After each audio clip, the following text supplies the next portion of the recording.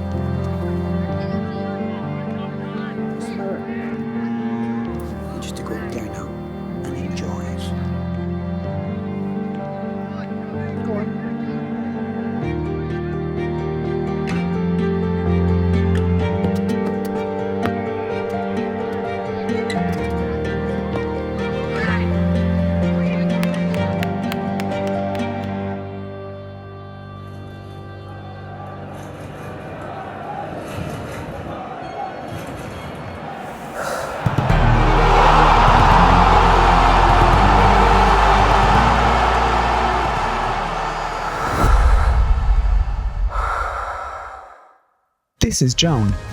She works in HR and has the same routine every single day, searching through CVs, answering calls, and searching online for the dream contractor. And after all that, she still has 10 jobs to fill. Well, there's a great solution, TechFinder. It allows Joan to connect directly with IT contractors for her location, viewing their daily rates and CVs, enabling calls, and signing contracts, and it has saved a fortune. Simply sign up, choose your subscription plan, and you have access to over 50,000 candidates immediately. Join TechFinder today and connect with thousands of technology contractors. The choices we make define who we are. Like the decision many of us have made to switch to Toyota Hybrid, to a smooth, more economical drive. Working towards a cleaner, brighter future for ourselves and for our children. Because the world we want to live in should be made better by the car we choose to drive. Toyota, built for a better world.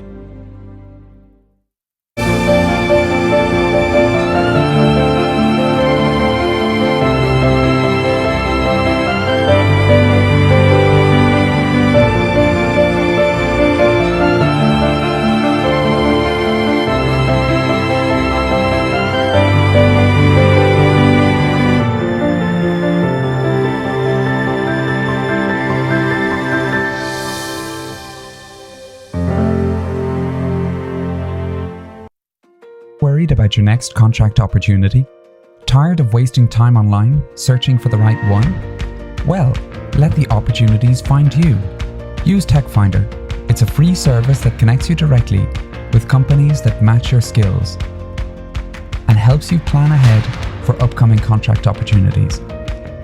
It's easy to use. Simply upload your CV, create your profile, and select when you're available. Take the pain out of searching and be found by thousands of companies globally in your location and at your daily rates in real time. Join TechFinder today.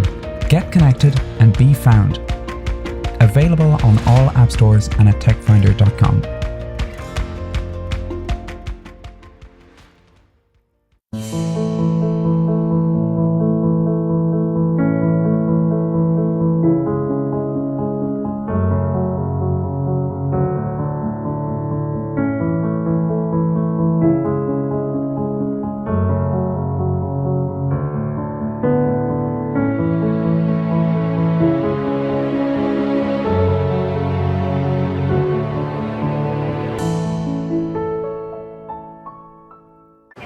Think this is fun for me?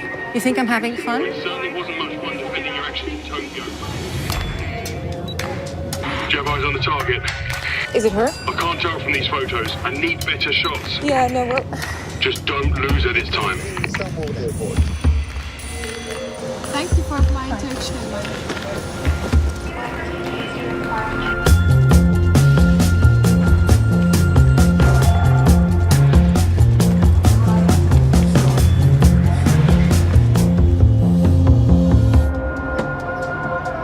You waiting for someone? No, just looking.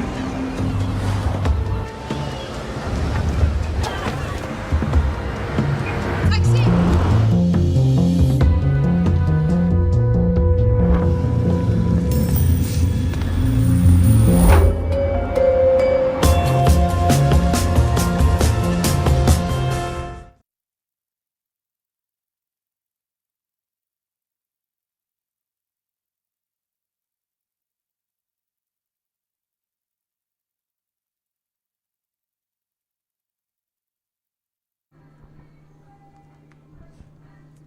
Good afternoon and welcome to a quite glorious Malahide Cricket Club in North County Dublin for this, the fourth match of the GS Holding T20 International Series between Ireland, Scotland and the Netherlands. Today it's the host Ireland, coming off a big win over Scotland yesterday, and they're going to play the Netherlands today. A little while earlier we had John Kenny out with the two captains, Gary Wilson and Peter Seelar, for the toss. Let's see what happened. Well, this is match 4 of the GM Holding T20I Tri-Nation Series here at Malahide. Ireland were due to play against Netherlands last Sunday, but the game was washed out, unfortunately. But no such problems today. Clear blue skies, and we look set for a full day's play. So the toss now, and we have Gary Wilson and also Peter Seelar, the Netherlands captain, and also Jerry Pienaar, who is the match referee. As the home nation, Gary Wilson will toss, and Peter will call. Tails is a call. And ahead it is. And ahead it is. So Gary Wilson has won the toss, and just heard you decided to bat. Yeah, it's obviously the third game on this wicket. I don't think it'll change a huge amount during the day, but it perhaps might get a little bit slower. It's obviously good conditions. I think the team that plays best cricket will win the game. Sure. And you played the best cricket yesterday. You must have been delighted with that result. Yeah, a very pleasing performance. Obviously, it's a work in progress. You know, we've had a few tough results over the last couple of years in 2020 cricket, but we feel like we're finally getting a good side together and a sort of process that we want. And you know, it's all about building up to the World Cup qualifiers, but we're pretty happy where we're at. Sure. Chance of blood new players. How's your team today? A couple of changes, I believe. Yeah, George Dockrell comes in for Shane Geckett and Craig Young comes in for Boyd Rankin. Okay, well, best of luck today. Gary Wilson, Peter Seelar, the Dutch captain. I presume you would have had a bat yourself if you had won the toss, so you've got a bowl today. Yeah, well, I think we got it slightly wrong against Scotland 2 days ago. And as Gary said, I think if anything, it's going to be a touch slower than anything. But it's been a good wicket so far, and I think it's going to produce a lot of runs again today. Sure, terrific day for a game of cricket, isn't it? Tell us about your side. Gary Wilson says Ireland have 2 changes. I believe you got the same as well. 2 changes yourself. Yeah, we got 2 changes. Clayton Floyd is missing out today, and Philippe Boisevin is coming in. And who else is missing out? Paul van Meeker is missing out, and Brendan Glover is coming in. Okay, well, enjoy the game and hopefully go well today. So that's Peter Seelar, the Dutch captain. So the news from the middle here is that Ireland have won the toss and they're going to have a bat. Yeah, that's the news from the toss, and of course the Ireland captain had no hesitation, Gary Wilson, the T20I captain. It's the same wicket for the 3rd day in a row, and we've seen with 2 really high-scoring internationals, he had no hesitation in choosing to bat first, and you could even hear Peter Seelar in the background going, no surprise at all. Andrew Leonard here, and I've got the former Irish international captain Alan Lewis beside me. No surprise really to see that Gary Wilson choosing to make first use of this wonderful Malahide Cricket Club batting surface. Well, again, we've spoken before, Andrew, about people misreading pitches, and again, this pitch, as proved yesterday, a feast of runs. And to get first use on it today, as you say, the 3rd time they use it, may bring a bit of spin into the equation in the second half of the game. So there was no surprise, really, Ireland winning the toss and electing to bat. Yeah, we're on what is known as pitch 7 here on the square in Malahide, and you can see the ground staff, Philip Frost and his team, just finishing up their final preparations. We'll move 2 across to the left on your pictures as you see them currently to pitch 5. That'll be for the final 2 games of the series. But today we've had a beautiful cricket wicket so far for the two games. So let's take a look at the playing 11s. We'll start with this Irish side, and 2 changes, Alan. Perhaps a little bit surprisingly, but all part of preparations for the T20 World Cup qualifier. So Boyd Rankin, who was the star with the ball yesterday, he's been left out today. Craig Young, the Northern speedster, coming back into the side, and one other change: George Dockrell going out of the coming into the team in replacement for Shane Geckett. Yeah, I don't think there's much surprise there. I think Graham Ford will be absolutely delighted with yesterday.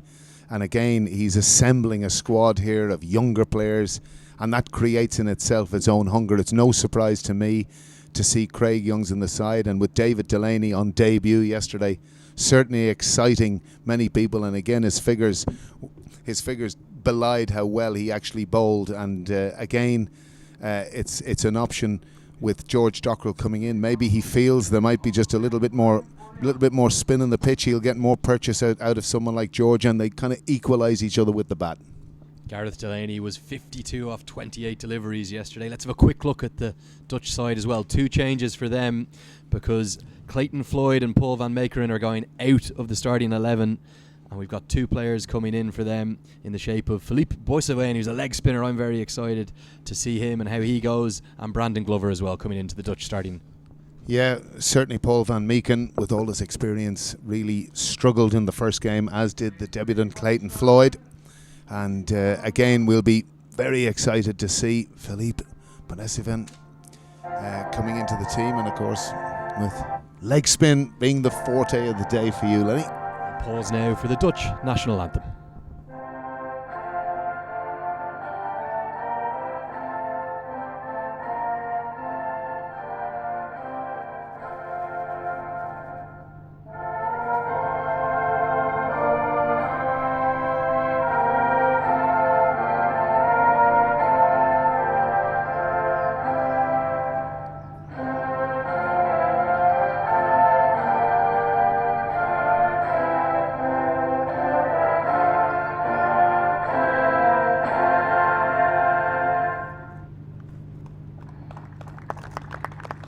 Dutch national anthem. And please remain upstanding for Ireland. Ireland.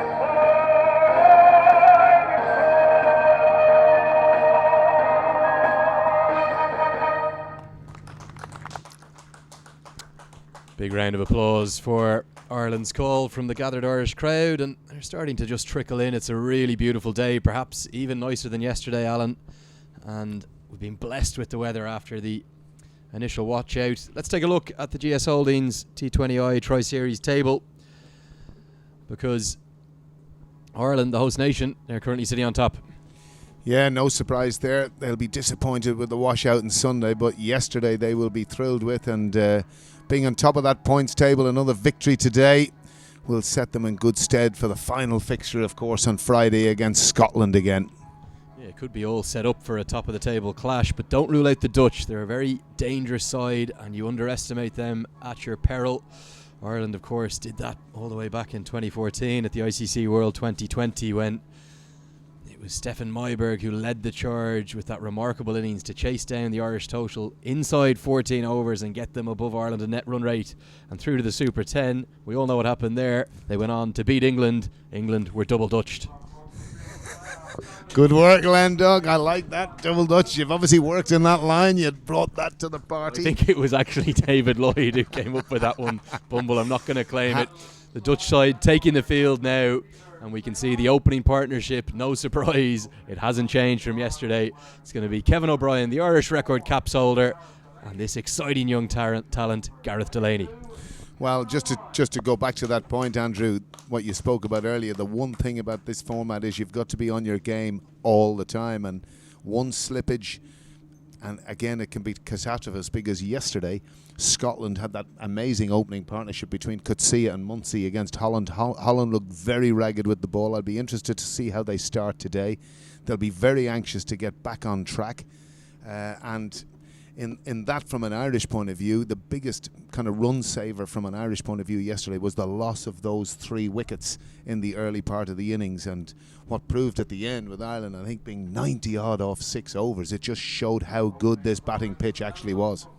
2 things I'm excited about for the Dutch today. They bowled really poorly the other day. They went for 252 against that Coetzer and Munsey inspired Scottish attack. But keep an eye out for the 2 debutants in the series this week. They're not on T20I debut. This young man, Philippe Boissevin, he's just 18 years of age. He's a leg spinner. He turns it. And what's more, he's been given the new ball. But the second one to watch today, Brandon Glover, born in South Africa. He's played some cricket for Boland, provincial cricket. He's played 5 T20Is, 5 wickets. I've been told he's quick, and he's one to watch for the future. Yeah, it'll be very interesting. Boissevin, as you say, opening with leg spin. This was something they did. Clayton Floyd, of course, on debut, orthodox left-arm spin. But this is going to be very exciting to watch how this goes and how different maybe tactically the Dutch will approach today, because they were largely poor in the game against Scotland. Starts with a short one, and Kevin O'Brien hammers that one into the offside. It hasn't come out of the middle of the bat, but it loops between backward point and short third man. A real loosener, a nervous moment for young Philippe Boissevin. It's going to be a boundary to start for Kevin O'Brien. Yeah, that was a rank long hop, and it's one of those ones, you know the way sometimes bad balls can get wickets, and again, that was not scooted with great authority, but it was a short ball, but it's away for 4, and Ireland are on their way. Short delivery again, hit into the offside. There's protection out there, though. Long off is one of the 2 men outside the circle. Just going to be a single. The second man outside the 30-yard circle is at deep mid-wicket. This youngster does turn the ball. He came into the side having played for the Netherlands under-19s over the last couple of years. Couple of appearances against Gloucester and Glamorgan, the counties. He has been exciting. He's taken wickets in every game he's played. Yeah, well, it's going to be interesting, and of course that's the other advent of this modern international cricket now. The number of wrist spinners around the world bowling with great success, and indeed Gareth Delaney with the ball yesterday did an excellent job from an Ireland point of view. Real short delivery. You might describe it as a long hop, but Gareth Delaney can't get it away. There is turn there. It's the 3rd time this pitch has been used in 3 days. Well, it was low, Andrew. That's why it was difficult for Gareth Delaney, and sometimes... Beautifully bowled. There's the turn. Better line, better pace from Boissevin. Well, it's taken him a while to get moving, but that was a better delivery. 3 short balls preceded by a good ball, and again, turn being the... Short ball again, hit into the offside. Really good stop at extra cover. That's Baz Dalide. So the youth shining for the Netherlands. Diving stop. He gets a high five from Max O'Dowd. Well, they seem to be a bit more lively, and that's an example of it there. Baz Dalide, a great stop at extra cover, saved a certain boundary.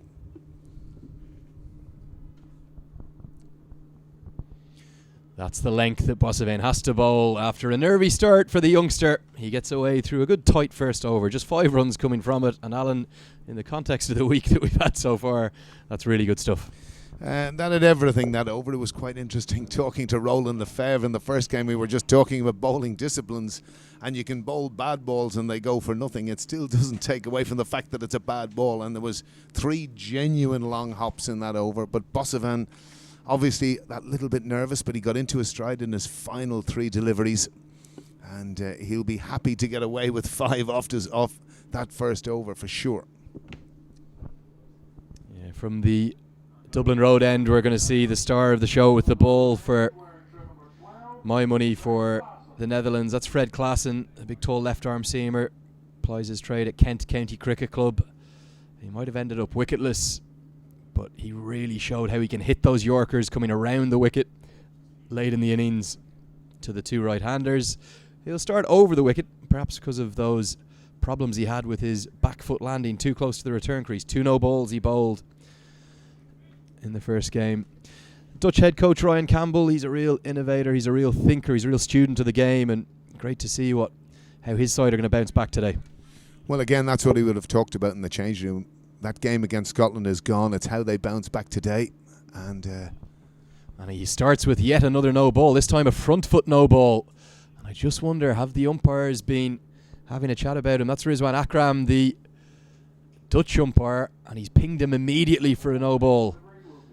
I think that was a front foot no ball, Alan. It was a front foot no ball. It was very interesting, as you said, Andrew, watching him coming round the wicket, where in many cases he was coming in outside the wide line and just came in. So I'm sure it's something the umpires have spoken about.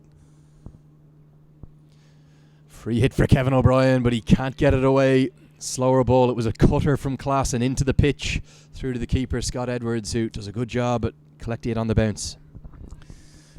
Kevin O'Brien will be a little bit disappointed he didn't cash in there. It just seems that little bit slower today, Andrew, the pitch. Understandable, it's the third time it's being used. Well, that one was definitely bowled as a cutter. Hammered over the offside. There's no men in the deep on the offside with the exception of third man, so O'Brien will get at least 2 here. Ben Cooper does the chasing, restricted to just 2. O'Brien right up on his tippy toes, hammering that away acrobatically. Well, that's another interesting shot that's come in laterally into T20I cricket. This position normally where you might be pulling that ball to mid-wicket, they're looking to advance and extend it over extra cover. Another part of the invention, of course, we saw Harry Tector with the reverse pull yesterday. I reckon that might have been the first time I'd seen that in international cricket from the young fellow. Hit down the ground and it's gone over the infield again. Ben Cooper's got more work to do. He'll restrict it to just a single this time. You could hear the noise off the bat, Alan. That was right off the toe of Kevin O'Brien's bat. And he's studying it there. You can see Kevin O'Brien. I think it'll be possibly something. And again, this is the sort of thing, there's a lot of talk about wickets, this, that and the other. The thing you've got to do very quickly in any of these situations, you've got to assess conditions. And assessing conditions here, Ireland will be talking and looking from the sideline. It is that little bit slower. Klassen isn't that quick in any shape or form, but as you say, he's bowling cutters now. Another change in the field, this time for Gareth Delaney. Long off will go back, that's Ben Cooper. Third man will come up into the circle. So the 2 fielders outside the 30-yard circle. Deep square leg and long off. Wide outside the off stump will indeed be signalled wide. So just a slightly untidy start from Fred Klassen here. You just get the sense, Andrew, he's struggling for rhythm. Things aren't coming together. It was quite interesting. The same happened in the game against Scotland until he started coming round the wicket and fantastically bowled 10 Yorkers out of 12 deliveries. Those 2 overs only going for 7. So he'll want to settle down quickly. Delaney gets off the mark with a beautiful shot. It's a back foot drive. It's really just a punch. One of the shots of the morning so far, 4 runs. Well, there's a real touch of class about that. Andrew got into a beautiful position. Again, you can just see, from me, the head position is so strong. He waits on it, gets it into the hitting zone and pushes it away beautifully through the offside for 4. We saw Delaney's power yesterday, but that's the first time we've really seen the elegance and class that he possesses with the bat. Remember, he's opening the batting because Paul Sterling for the 2nd day in a row is out of the side. From what we gather from the team management, just a slight niggle, really being rested as a precaution, nothing else. We may well see him on Friday against Scotland. Klassen around the wicket now. Hammered, that's a huge strike. That's going to fly all the way for 6 into the bank, nearly over the retaining fence. What a shot from Gareth Delaney. Well, that's a fantastic shot from Gareth Delaney. He waited, you see, that little bit longer, and that has gone the distance, Lenny. And in fact, I see O'Dowd, he's going outside the outside fence to see can he retrieve the ball. That has gone a huge distance. Yeah, I think it's bounced off the bank and ramped over the fence up into the Malahide Demens here, the beautiful park. The surroundings were in Fingal in North County, Dublin. And after what seemed to be a slow start for Ireland, all of a sudden now they're motoring in the 2nd over. You could see that Klassen's clearly done work coming around the wicket because he was nowhere near the return crease that time, where he was getting very wide in his spell. So I would imagine that the Dutch side during practice with the coaching team have tried to straighten him up, but with the short ball he's been hammered for 6. Well, I think, you know, when you're a seam bowler and you've got the ball in your hand, you've got to bowl the ball into the pitch. And interestingly now, long off coming into mid-off, sweeper going out in the offside. So you can imagine Klassen won't be bowling too much full to Gareth Delaney, a huge area of strength for him. Klassen looks for the short ball again. It's pulled in front of square this time. hasn't got it out of the middle.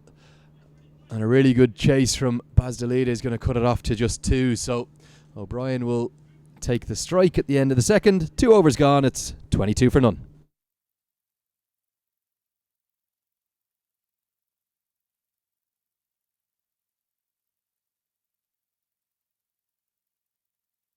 All the 2s, Alan. 22 for none after 2 overs. Tell us about this youngster, Gareth Delaney. Well, I'm going to tell you something now that I think is going to be really good for Graham Ford, because it's going to create massive competition within the team, because you've now got a striker. We have Paul Sterling in the wings, and you look at it in the context of going to the qualifiers, where in effect Ireland yesterday basically won the game in the power play. And when you've got a situation where Mark Adair is coming in at 8-9, as I said earlier, with strike rates of when it can bat, that you're actually looking at it and saying, what is going to be best for this team? So it's a most beautiful headache that Graham Ford is going to have, and I think it's something innovatively. When you look at the middle order, the players that are playing within that middle order, again, Harry Tector on debut, very positive yesterday. Balbirnie, the best player in the team. It's very, very exciting. Change in bowling. The leg spin of Philippe Boissevin will just bowl 1 over in the power play, it looks like. So we'll go to Brandon Glover for the Dutch. And as you can see, immediately, arguably a yard quicker than Klaassen at the other end. No doubt about that. And again, a good length, bowling it into the pitch was what you've got to do. We said this about Schneider the first day.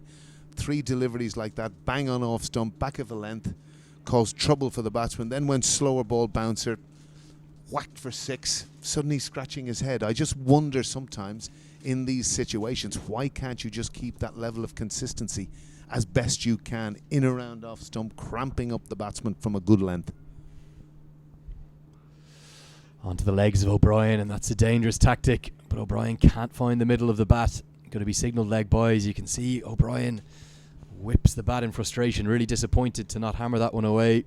Yeah, Brandon Glover, a graduate of St. Cythian's College, where the likes of Kagiso Rabada have been, born in Johannesburg, did make his List A debut for Boland, but with a Dutch passport, he's come into this Dutch side, and you can see why he has.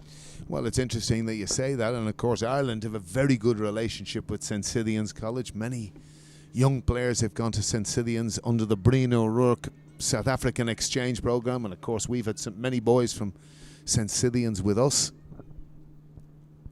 Full hit pleasingly by Gareth Delaney, but he can't get it past mid-off.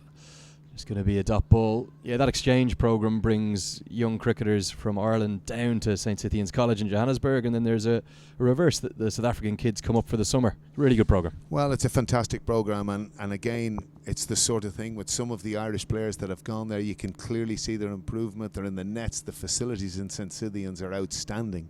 And again, from just a people point of view, many of those boys come over to Ireland and really engage and enjoy our culture and our cricketing culture. Down the leg side this time from Glover. Not a huge amount of movement. That one's going to be signalled wide, but he really is going through the gears. You can see that he has a touch of pace and a touch of class to him. Played a couple of games for Northants seconds this summer. The county's constantly looking at Scottish and Dutch players to get them in on the radar. Yes, absolutely, and of course that's something Ireland enjoyed for many years before Test status, but you know, again, as part of Ireland's involvement as a Test nation, these sorts of things take time, and lots of very positive developments. Short ball pulled into the deep. There's a man out there, and what a catch that is. Delaney can't believe he's picked him out. That's going to be a wicket for Glover. You'd have to say he deserves that. He's bowled with good pace, good aggression, and he's tempted Gareth Delaney into the trap. Caught it deep square leg. Well, again, it's one of those ones. Gareth Delaney got into a very good position to hit that. You'd have to count it a little bit unlucky, but again, a very good catch in the deep. I can't quite see who that is, Andrew, who's actually caught that, but Delaney will feel a little bit aggrieved by that because he did get in a very good position to hit that. Yeah, Delaney falls for 12 off 9 deliveries, and he'll be frustrated because if that's gone 5 yards either side of the deep square leg fielder, that would have been probably not just 4, it probably would have been 6. Well, it's a killer as a batter sometimes in those, and it's interesting as well when you're bowling the ball into the pitch and you induce batsmen into cross-batted shots. It's the sort of thing you're never in as much control as when you're hitting down the ground full, and that's, you can also look at this from the Dutch point of view. positive. They bowled to a plan, which is clearly something they didn't do against Scotland, and I am impressed. This chap Glover, he has fundamentals of a very strong sound action, and he started very well. Shane Snyder it was who took the catch out at deep square leg, and what a good catch it was. He made it look easy, and that by no means was an easy catch. He had to make good ground to his right. He ran 4 or 5 yards to his right, pouched the catch right around the waist level. I think that would have gone all the way for 6. So really good start this from the Dutch. They look a different side to the one they did just 2 days ago. And Brandon Glover is building up a head of steam from the Malahide Castle end.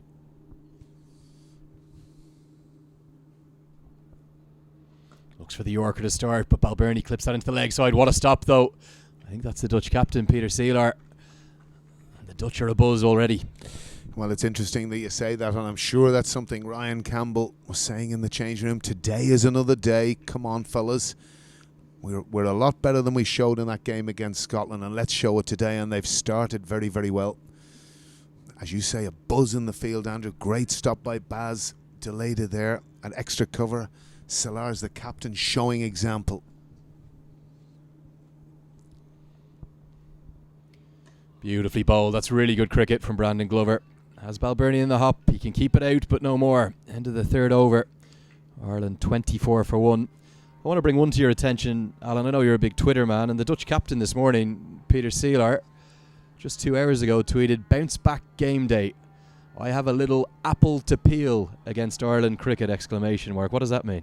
I'm not quite sure that is to mean whether there's a bit of animosity between the two teams. Maybe you know something I don't know, Andrew, but again, that's the type of message that probably wanted to put out to his troops, and they've responded. Brandon Glover there, very good first over, collecting the wicket of Delaney up, but only conceding 1 run in the process, and looks very impressive.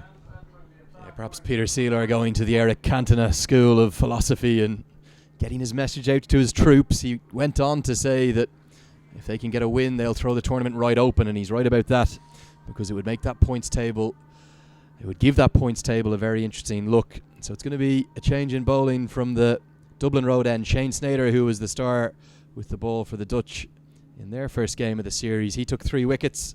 He'll come into the attack now. Kevin O'Brien hits that behind square on the leg side. That's a really good shot, just angling in from Snyder, clipped off his hips, and that's going to be 4 runs.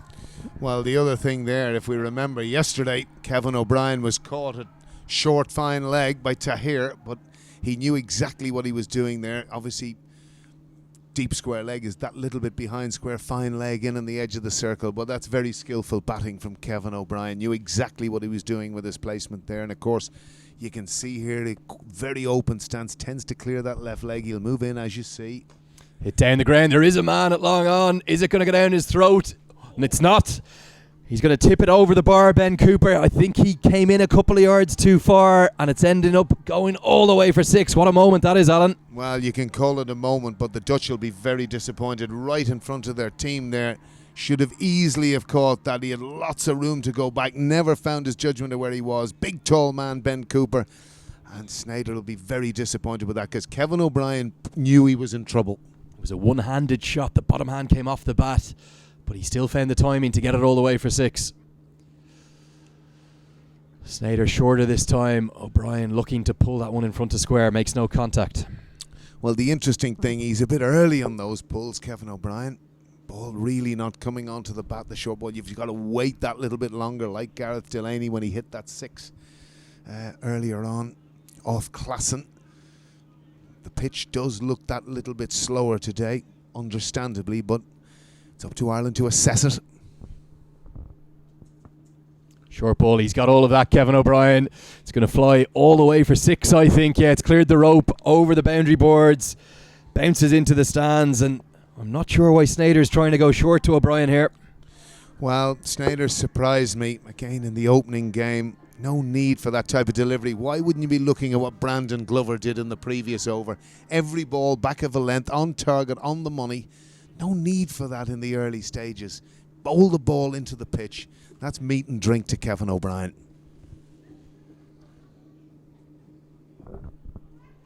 Looks for the Yorker this time, but O'Brien loves the leg side, and that's going to be 4 more. What an over this is turning out to be for Ireland's from Ireland's perspective, 20 runs coming from it already, Alan. Well, you see, that's what happens. The mind scrambles, and now this one Fuller onto leg stump. Meat and drink to Kevin O'Brien, eased away for 4.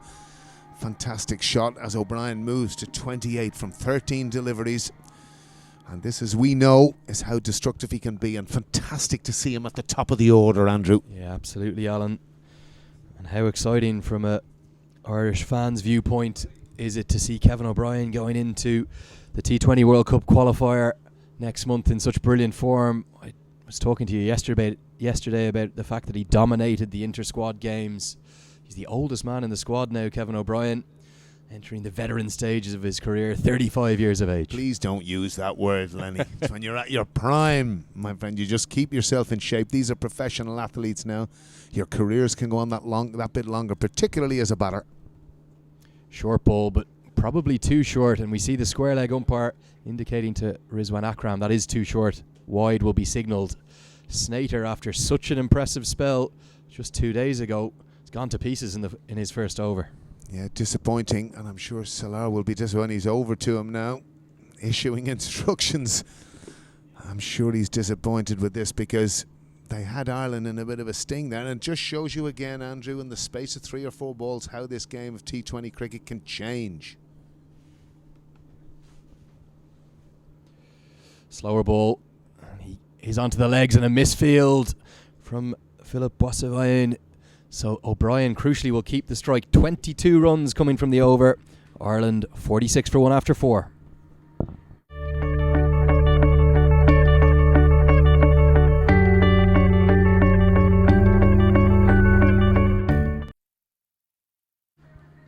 What an over from Ireland's perspective, and Kevin O'Brien, 22 runs coming from it. Just had a message through. We were talking about the Dutch captain's tweet saying that he had a little apple to peel with the Irish cricket team, and Bertus de Jong, who is one of the finest Dutch cricket journalists, has told me it's a Dutch expression that roughly translates to they have a bone to pick. That's a bit better. Thank you, Mr. de Jong, for that little piece of information. Dutch has always different ways of thinking about things. Brandon Glover to continue. He's going to continue with the short stuff as well. O'Brien pulls that into the deep, just going to be a single. And the throw comes in from Snater. A bit of anger in that throw, making O'Brien run that single. Well, we do know Kevy likes to dawdle one. And quite right from Snater, keeping him on his toes. So a good start, as you say, Andrew, from Ireland. They'll be pleased with this. 47 now. Into the 5th. Nicely bowled by Glover again. He's really impressing in his first appearance in the GS Holding T20I Tri-Series. He's got a good strong action, almost a touch reminiscent of someone like Dale Steyn. Yeah, pretty like Dale Steyn, but it's everything, the fundamentals of it are very strong. He has a, unlike Klassen, who's struggled for rhythm, he looks to have a very good rhythm, Andrew. Gets to the crease, accelerates, get into a good bound position, and there's not much that can go wrong with this action.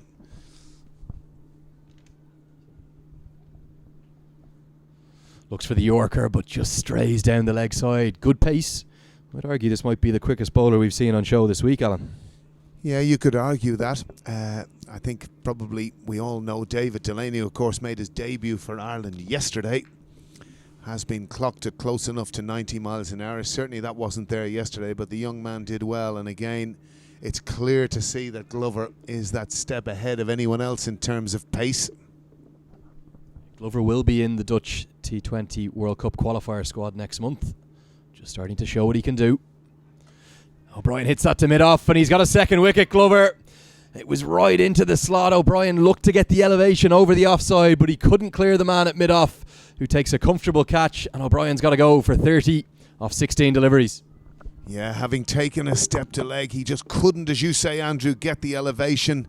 A little bit like Kutsia yesterday, if you remember. Just couldn't get that elevation and caught it mid-off, and he'll be disappointed with that. But it's been a good innings, 30 from 15 deliveries, and it's bringing Harry Tector to the crease. I'll get it confirmed for you, but I think that was Ben Cooper who took the catch, who's the man who dropped him at long on. So redemption for Cooper. Well, this is outstanding from Glover. Probably the bowling spell of the tournament so far. I would agree with that. Andrew, he's bowled very, very well here with pace. Bowled the ball into the pitch in good areas. And he's done a great job for his captain and his team. Yeah, he's halfway through his second over and he's got 2 for 4. With the average scores over 200 in the 2 games we've seen so far this week, that's exceptional stuff. So Harry Tector will join Andrew Balbirnie in just his second T20I. And tell us about the Tectors. They're a cricketing family. They certainly are. They've played cricket from a very early age, and Harry here from the age of 9 under the tutelage, of course, of the great Kamal Merchant down in YM, grounded him. Beautifully bowled, beats him for pace. This is the quickest spell of the week that we're watching right now. And good captaincy as well. It wasn't Ben Cooper who took the catch. In fact, it was Ben Cooper who took the catch. We thought it might have been the Dutch captain, but Tony Stahl's been brought into slip. So Ben Cooper did get his redemption, but that was too quick for Harry Tector that time. Yeah, it's one of the things I think, again, when we talk, obviously, we've been in the club together for many years. Talk about aggressively defending. Just caught in the crease there, Harry Tector. Nicely played by Tector, but no run there. You can just sense the Dutch are abuzz. They really are. It looks a completely different outfit to the one we saw 2 days ago. Well, I think the other side of things, Andrew, with Ireland on 49, coming to the end of the 5th over, there's no need for panic.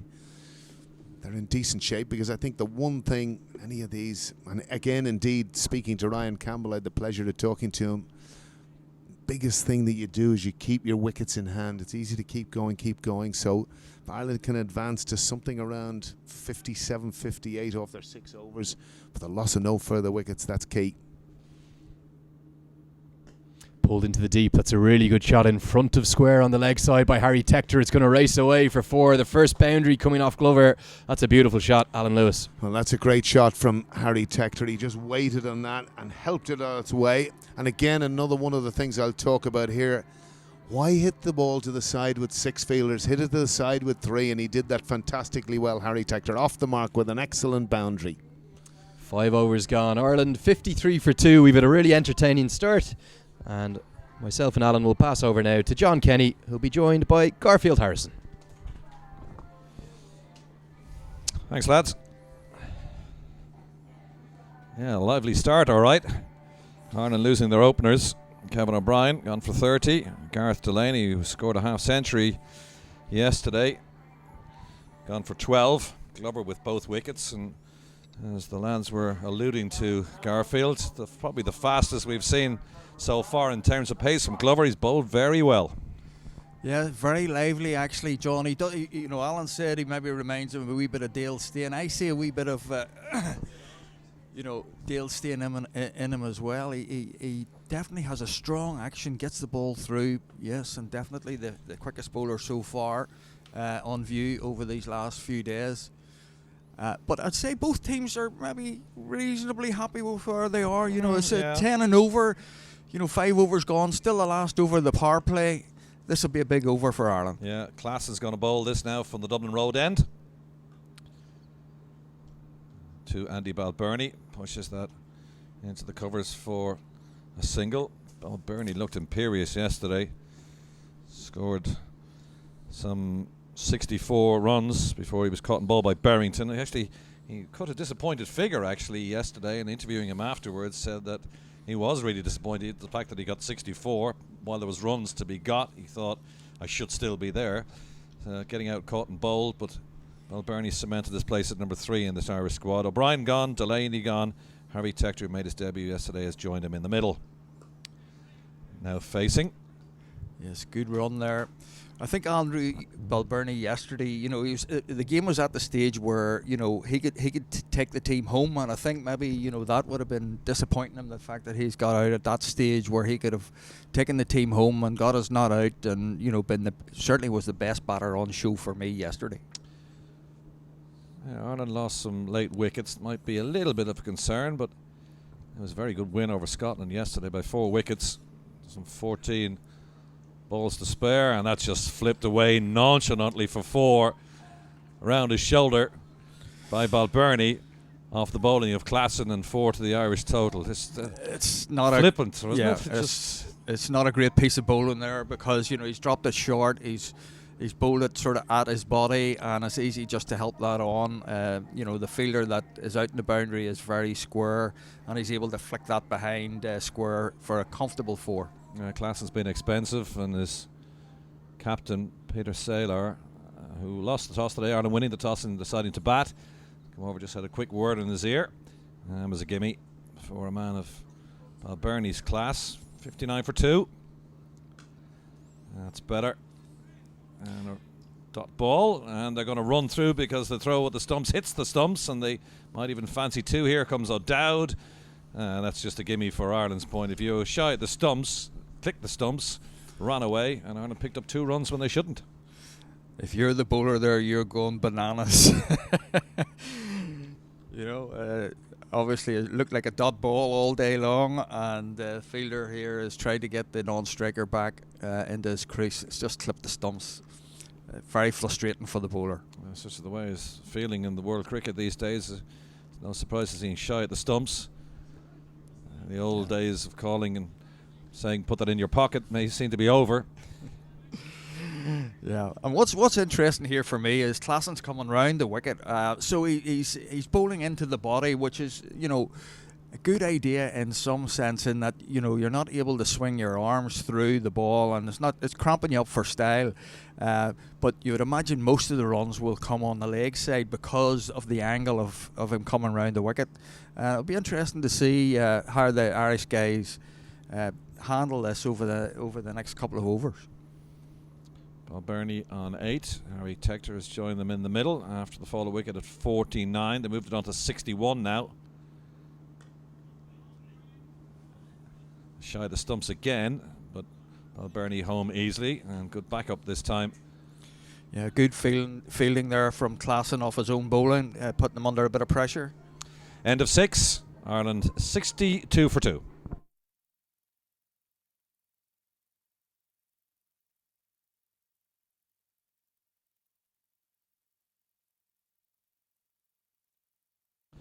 .62 for 2 at the end of the power play. You were only allowed 2 fielders outside the inner circle during those 6 overs, and Ireland have advanced now to 62 for 2. Kevin O'Brien gone for 30. Gareth Delaney, who scored a half century yesterday, made 12 today. Both of the wickets folding to Brandon Glover, who steamed in from the Malahide road end. We're going to have a change of bowling now from that end. It's going to be Philip Boissevain from who's a right arm leg spinner, playing in his 4th T20 international, one of 2 changes today that the Dutch have made from the big defeat to Scotland, and he's going to be bowling from the Malahide Castle End.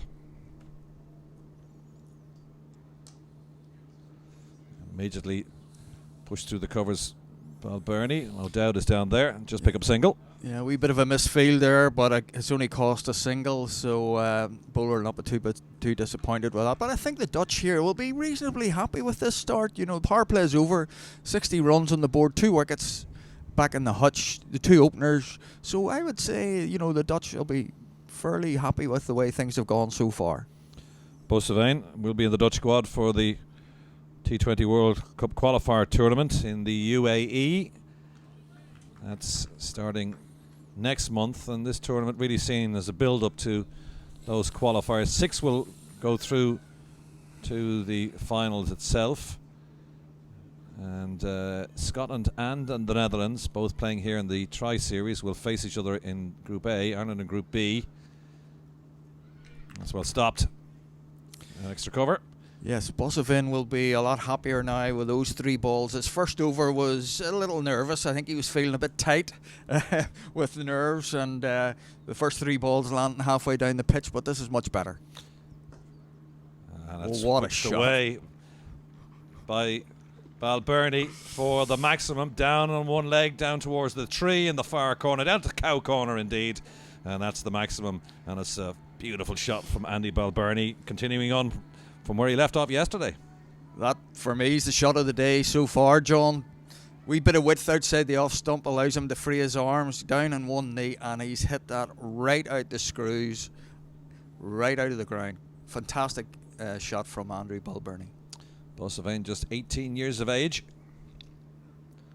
And he's done him again in the same place. It's even got even further. And was that caught in the crowd? I think it may have been. Well, it's not a replay. It's 2 back-to-back sixes in the same place down to Cow Corner. Who would want to be a bowler, John, these days with shots like that? I mean, not much wrong with that delivery. Again, he's just followed the previous delivery and down on one knee and slug sweep right out of the ground. And he certainly has accelerated the Irish score. 76 for 2 now.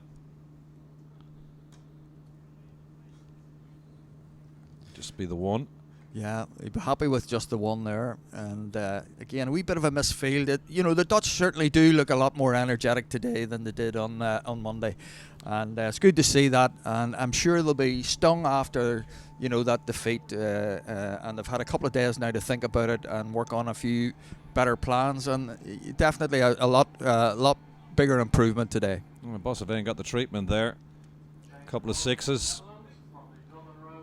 And he's gone for 20 in his 2 overs after a pretty good start. But Balbirnie, class that he is, 23 off just 13 deliveries. Tector and is playing the anchor role at the moment. At the other end, 6 from 5. Ireland 72 for 2 off 7 overs, having lost O'Brien and Gareth Delaney.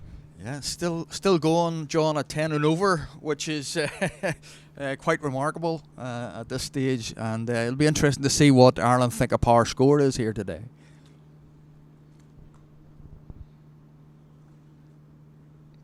That's a good stop by Snyder out there. They're going to run through for 2, though. He gets the ball in quickly. He's got a good arm.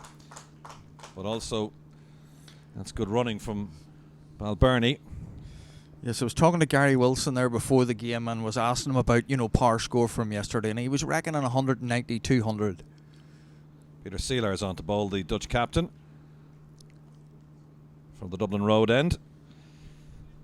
He would have had a bat. It actually was just a funny moment when we were out in the middle doing the toss this afternoon. I was talking to Gary Wilson and also to Peter Seeler, and Wilson won the toss, and he got a little quip from the Dutch captain when Wilson declared he was going to bat. He said, no surprise.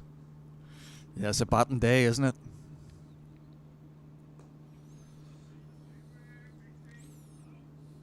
O'Dowd comes in from the mid-wicket boundary, descends upon it, just cuts off any chance of Ireland running through for a second.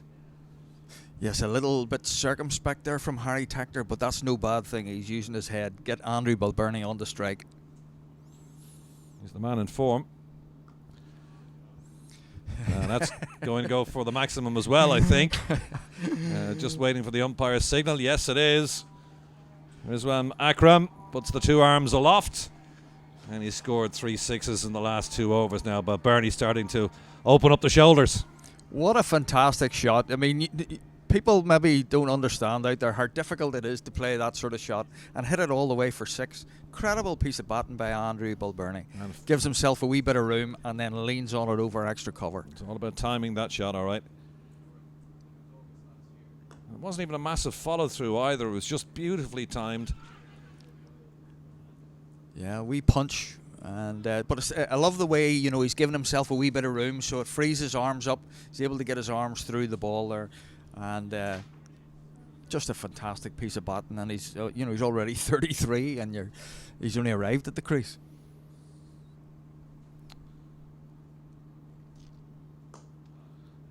This pair now starting to put the runs on the board for Ireland.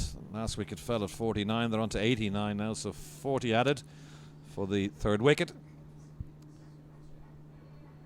And Ireland 89 for 2. Balbirnie on 33. Tector on 8.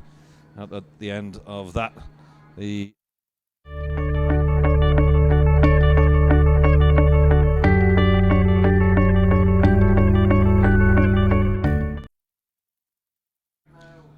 eight down. Shane Snyder's gone to change ends. He was pretty expensive in his opening over from the Dublin road end, Snader. He's going to switch to the Malahide road end, or the Malahide Castle end, I should say, at the far end of the ground. Well, Bernie looking imperious, 33 off 17. Tector will be facing, he's on 8. I think, after 8 overs now, John, if you're, the Irish side and Gary Wilson there, you're looking now at certainly well over 200 at this stage. If they can keep the accelerator pedal to the foot to the metal, as they say, certainly over 200 now looks very achievable at this stage.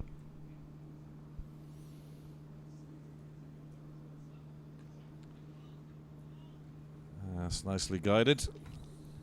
And yes, run through for a single. Nice wee dab there.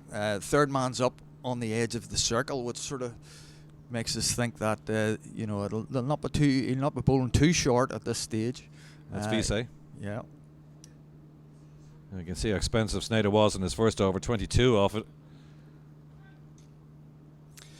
Yeah, and he they'll have watched over the game yesterday, and they'll have seen some of the bowlers yesterday were bowling slower balls and doing different things to get the batter thinking. That's a repeat shot to Vise.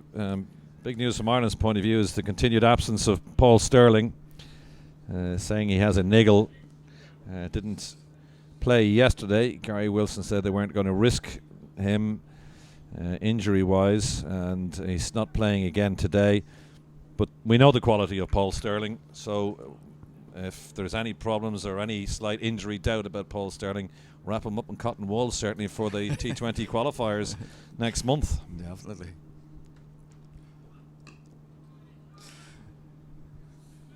Not quite where Tector had intended. Well, they'll pick up a single. Yes, great, but Paul Stirling's not able to play the 2 games. It gives somebody else an opportunity to show their stuff, and Delaney in particular yesterday. Gareth Delaney has put his hand up, and Harry Tector now, he has the opportunity here as well. Looks very, very competent batter. This is the new Ireland. Lots of debutants in the games against Zimbabwe up in Breedy in July. It's been a frustrating summer for the Irish Inter-Pro Series. Lots of the games, most of the games indeed, rained off in the summer that we had. We're getting a bit of an Indian summer here in Malahide for these games, which is great to see. The T20 Slam unfortunately was postponed. A lot of these players would have been involved playing for different franchises, the Dutch franchises and the Irish franchises, but that's been postponed for a year, so this has been arranged in its stead, and it's good to see a chance for these lads to get some practice in and get some match practice in. That's nicely guided down past short third man, and that's going to go run all the way for 4. Nice work from Tector. Beautiful shot from Harry Tector. He just waits on it, splits the gap beautifully right between the 2 fielders, just backward to square, 4 runs all the way, and it just races away. It accelerates actually over the boundary line for 4. It's a batting wicket. It's the same wicket they've used now in all 3 games. This is match 4, match 1 abandoned without a ball being bowled on Sunday because of heavy rain, but we had a delayed start to the second game, Netherlands against Scotland, but we did get through the 20 overs there, and yesterday and today glorious sunshine in North County Dublin. Yeah, Snader there, he's rolling his fingers over the top of that and kind of bowling wee off cutters, which is digging into the pitch a lot slower. It's harder to get away. Good change of pace there from him, and that's exactly what you need if you're the bowler on a pitch like this today. You need to be getting the batter thinking, not making it easy for him. He doesn't know what's coming next. Snader a bit better that time around. Just 9 off the over, gone for 22 in this first. And Ireland now approaching the century mark, 98 for 2. This pair have put on 49 since the fall of Kevin O'Brien for 30. Bob Burney still looking in tremendous nick, 35 not out. And Harry Tector is building the innings alongside him, 15 off 11 deliveries. Yes, a lovely partnership here now after Ireland's losing the 2 openers early on, and they really, they haven't taken any real risks here at all, John, and the scoreboard's still ticking over. It's just over now, 10 and over. It's nearly 11. It was 11 and over, yeah. It's going well.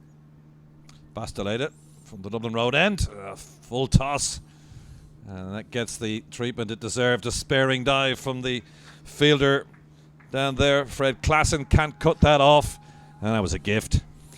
Yes, loose delivery. Trying a slower ball there has come out all wrong, and Harry Tector has leaned on that and just stroked it over the boundary. Beautiful shot, 4 runs, but as you say, John, a bit of a gift.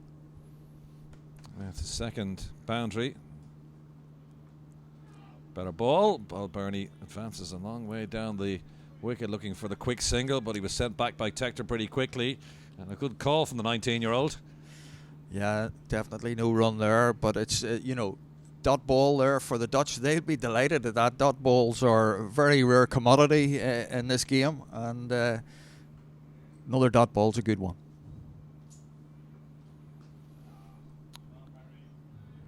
Good shot by Tector into the deep for a single. Very nice shot there for just 1 run, right out of the middle of the bat, all the way along the ground. But it's just cost the bowler 1 run, so Harry Tector will be very pleased. Looks very accomplished batter, John, I have to say.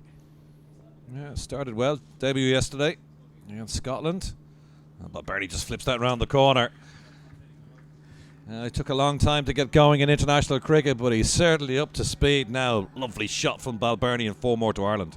Yes, delayed there is just straight down the leg side, and for a player of Andrew Balbirnie's ability, that's just meat and drink for him. That's 4 runs all the way, no risk whatsoever, and the bowler gets punished for letting one slide down the leg side.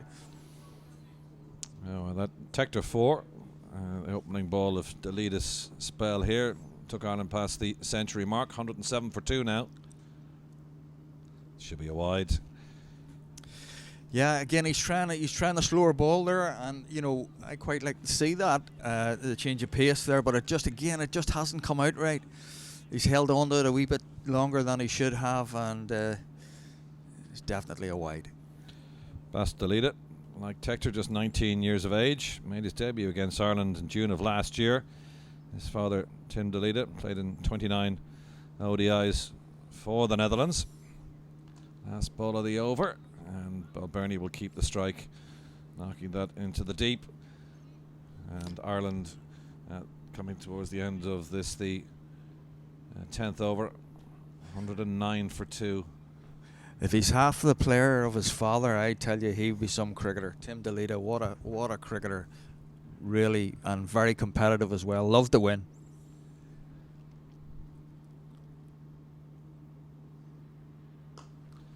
That's in the air, and there's a fielder down there. Oh, it just drops short, and Klassen couldn't come in far enough to claim that, and Tector survives. Yes, he would have been a wee bit anxious there, Harry Tector, fielder down there, and luckily it bounced just short, and it's only a single. But listen, Ireland in great shape after 10 overs, 110 for 2.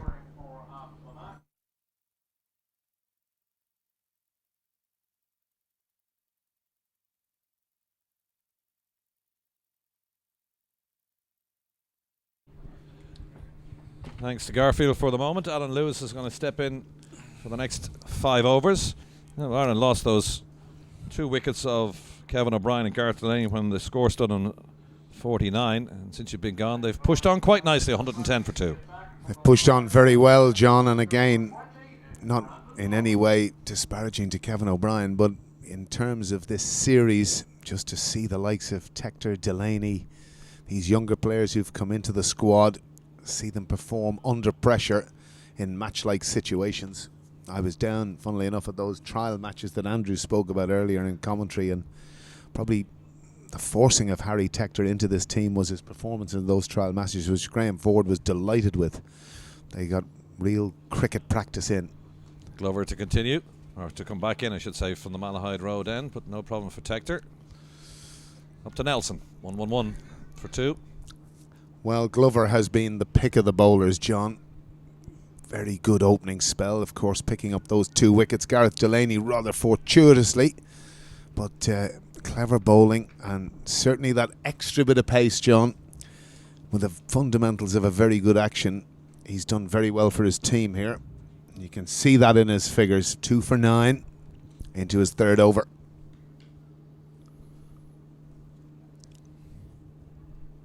22-year-old Glover to continue, and whipped off his legs by Balbirnie. Did well to dig that one out. Balbirnie, though, seems to have so much time. We mentioned that a few moments ago. He did take his time to find his feet in international cricket, but he looks very accomplished batsman these days, and he's cemented that number 3 place, hasn't he? Well, for me, he's Ireland's best player at the moment. He has shots all round the ground, and they're all the strong shots, John. Sweeping, driving, even that little innovation in the second last over there down to fine leg. Knows exactly what he's doing. Oh, it's a full toss, and that's gone straight into the midriff of Harry Tector. That will hurt, and there'll be an apology from the batsman, or the bowler I should say. Ball seemed to slipped out of his hands, and Tector's okay, and just a little acknowledgement there from the bowler. Yeah, Tector has certainly felt that one. There's no doubt about that, and it's never easy when you get one of those. You're just not quite sure because you're expecting the ball into the pitch. But he'll survive. He's made a stern stuff. Actually, it'll be quite interesting because, again, Harry Tector spent some time in St. Scythian's College himself. I don't know whether the two boys know. Obviously, Glover is that little bit older. But interestingly, too, he had a brother who came over to Ireland as part of this. Brian O'Rourke developed a fantastic program that has exchange students coming from South Africa to Ireland, and indeed there's nearly a queue the length of your arm looking to go to South Africa to pick up. Tector okay to continue, and Balbirnie's going to call him through for a quick single. The two umpires came together just to discuss that previous delivery. That's actually a leg by. Previous delivery, but there was no contact with the helmet, so protocol these days is if the ball does hit the helmet, they will immediately call for the physio, but not on that particular occasion, and Tector okay to continue. I'd say Tector was more worried about his nether regions there, John, than his helmet, but he survived. Balbirnie on strike. Just nicely flipped away, square the wicket on the leg side. There is a couple down there, and a quick throw in from Snyder, and applause from his teammates for that smart piece of fielding. Keeps Ireland down to just a single. I don't know, it was quite funny yesterday. Andrew Balbirnie awarded man of the match, which certainly surprised me. Gareth Delaney, 52 off 27, bowled rather well, took a very good catch in the outfield. I'd say Balbirnie may have handed it to him at the end of the game. Trying to improvise the shot. Harry Tector, he's annoyed with himself. Well, it's quite funny. I know Harry well, and he gets himself far too far away on the leg side. You've got to get your head going towards the ball. I don't know. He'll probably have something in his head there. He's thinking, oh, what will Louis be saying to this? What will Louis be saying to that? That's probably too full to try a shot like that anyway. But we've known, obviously, each other. His father, my best pal, so we've known each other all of his 19 years. Swing and a miss, but that's a wide down the leg side and one to the Irish total. And this game, this form of the game, shots, much more improvisation in shots in T20 cricket. Yeah, there certainly is, and often you know it's quite funny. You look at someone like Virat Kohli, who doesn't use many of those improvised shots. He just sticks to the strong shots that he has. Glorious to watch, of course. Technical brilliance. Fantastic player. But yes, you're absolutely right, John. The ability of some of these players. That's nicely worked behind to fine leg, and that will end the 11th over. Ireland nicely placed, recovering from 49 for 2. They're 117 for 2. Yeah, really good start from Ireland now. The platform is there, and the secret again, John, in these T20 games, they all talk about it, that wickets column, only 2 down. Ireland with lots of batting to come, very strong hitters still to come, so I'm sure Ireland will be eyeing a score if they can in excess of 200, which was funny enough something Andrew Leonard talked about yesterday. There was a spell of 3 quick wickets, Delaney induced 2, that was the real run saver. Ireland could have been chasing 210 yesterday. Again, a very good pitch here, very good batting pitch. Yeah, it's the same pitch they've used now in all 3 games so far, and we know the first game was abandoned, but the last 3 games have all used the same pitch. Saylor, the captain from the Dublin Road end, around the wicket, and that's coming towards us, and that's going to sail over the head of the man down in front of us, and that's another maximum. Dalida could do absolutely nothing about that. What a shot that was from Harry Tector. Great shot, very effective shot, that slug sweep, left arm spinner coming into your pads. It is a wee bit of a gamble, but it's a great shot to have in your armoury if you do have it, and Harry Tector has that shot in his armoury and very well executed, it has to be said. The ball's gone under the media tent. That's where they're trying to find it. Just had a shot there. You can't see it, but we can see in front of him. They say they've lost the ball, so they might have to go for another one. I think they will have to go for a new one because it has gone straight under the media tent, and you want to be rather thin to get under there, John. You and I don't think would be slipping in under there to get the ball. You might need a 5 or a 6-year-old in under there to retrieve that. Sailor's gone for 18 of 1.1 overs. And the cry is that the ball is gone, so our third umpire, Alan Neal, will make his way to the middle with a box of white balls and will instigate that change. Come on, Alan, you could move a little bit quicker than that. Let's keep this game moving. So a nice big box of 12 white balls. Oh, I think there's a bit of movement here. But, I'm just trying to lean forward at a shot. There's about 3 or 4 people with broom handles and bits of sticks and poles and everything trying to find this ball. Well, that continues. The ball has been changed out in the middle. I hear the media manager from, we've found it. The ball has been retrieved. Dalida's back. So, original ball back with us. And Ireland 123 now for 2. Tector advancing to 29 off 21. Ably supporting Andrew Balbirnie, who again is in fine fettle. 42 to his name. That was rather like playing cricket in the park, the ball disappearing into the bushes and about 4 lads looking for it. Finally, they did find it under the media tent, and we can get on with the play. Balbirnie 42 not out, Tector 30 not out. 2 batsmen to go. Gareth Delaney gone with a score on 24 for 12. Kevin O'Brien made a brisk 30 off 16 deliveries. Second wicket falling at 49. Ireland have pushed this on now to 125 for 2.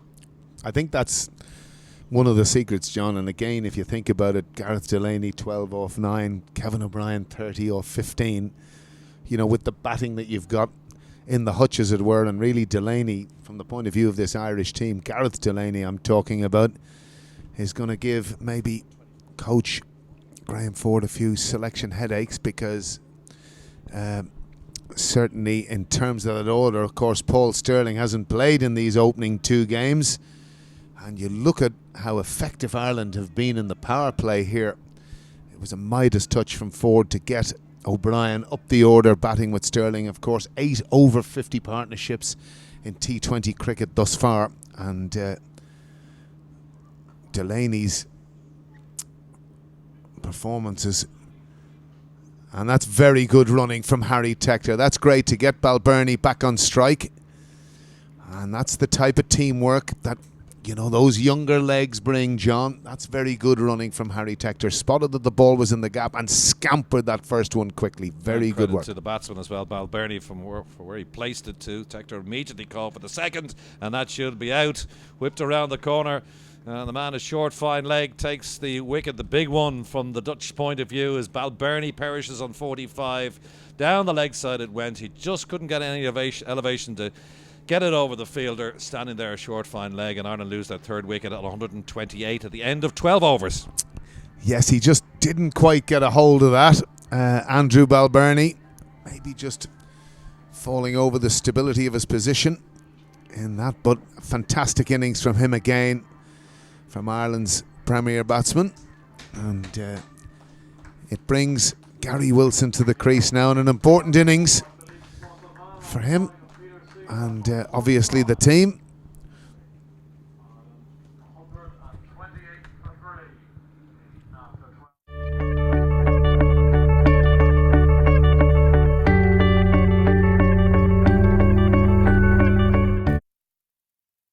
Gary Wilson, the Irish captain, who called correctly at the toss this afternoon and decided to put Ireland into bat. Ireland 24 for 1 when Gareth Delaney was out bowled by Glover, caught by Snater. Ireland then moved it on to 49 before Kevin O'Brien perished at 30, also a wicket for Glover. And now Wilson joins Harry Tector in the middle. Andy Balbirnie gone, bowled. Peter Seeler caught by short, fine leg for a useful 45. Ireland 128 for 3 at the end of 12. So Bossavane back now.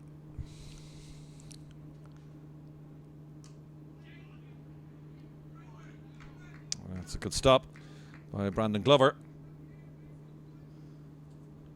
Keeps it to a single. There's a bit more energy about the Dutch today, John. Yeah, you alluded to that the other day in the match against Scotland. They looked a well-beaten outfit, didn't they, from a long way out. But there's much more pep in their step today, and the captain, obviously we heard it earlier on, tweeting that they were up for it today. And they, like Ireland and Scotland, building to those World T20 qualifiers. And they're a team that have rattled Ireland in the past. We know that. Claim for LB against Wilson as he goes across the line, but nothing given. Just going down the leg side, that. Gary Wilson, big sweeper of the ball, as we know. Reverses and orthodox sweeps. It's in the air. That should fall safely, though. 4 Dutchmen descending on the ball. Is it going to go for 4? No, they're going to cut it off just before the ropes, and Wilson gets off the mark with a couple. Scored 13 against Scotland the other day. Be looking at this stage to get amongst the runs, the Irish captain. Good shot that from Gary Wilson. That lone area, a lot of space there over extra cover. Good area to look to hit. Tries to cut Bossavane. That's another feature, John. Bossavane pushing that through. You saw that with Gareth Delaney and Deej yesterday as well. Something Rob Castle is encouraging him to do.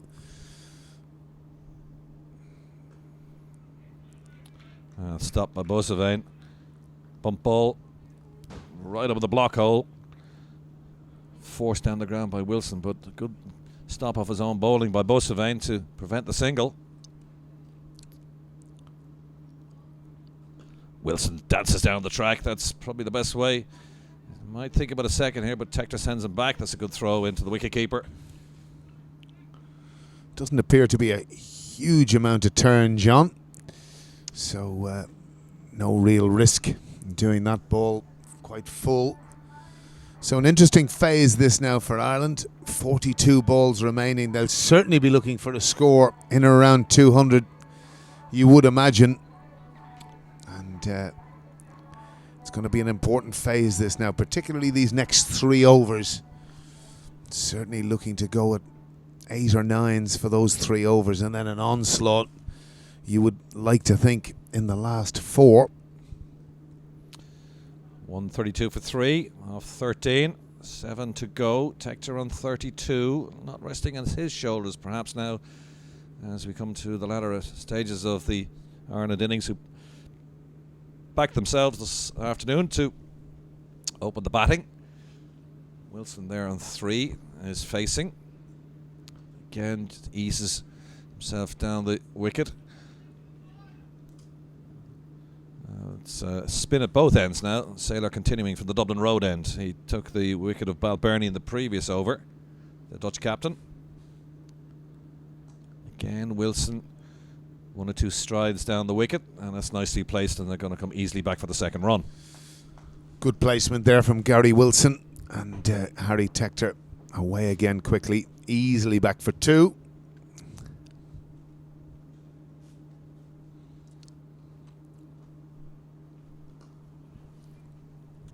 Wilson is certainly not letting Saylor dominate him, and he just pushes that again nicely into the gap, this time on the leg side, picks up another couple. It's good cricket, that. 2 2s in a row now from Gary Wilson as he looks to try and push that strike rate along. Very important that he does.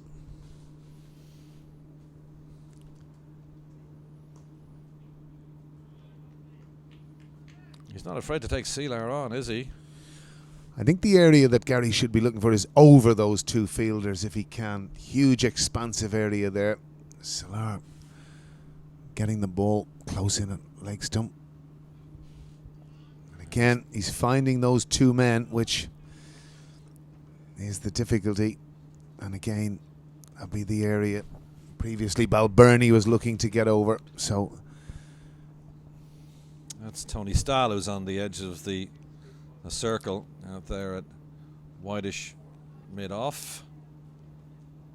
This time an attempted sweep by Wilson doesn't come off. A stifled appeal from the wicketkeeper to end that. The 14th over. At the end of 14, Ireland are 130.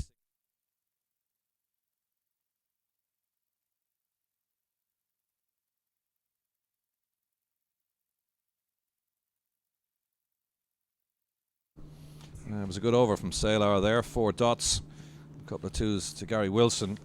He's on to 7 now, but it's slow going from Wilson. Off 11 deliveries in this form of the game. Tector, 32 off 24. He's only 19 years of age with his captain in now, but there's a lot resting on his shoulders to get Ireland towards that 200 mark.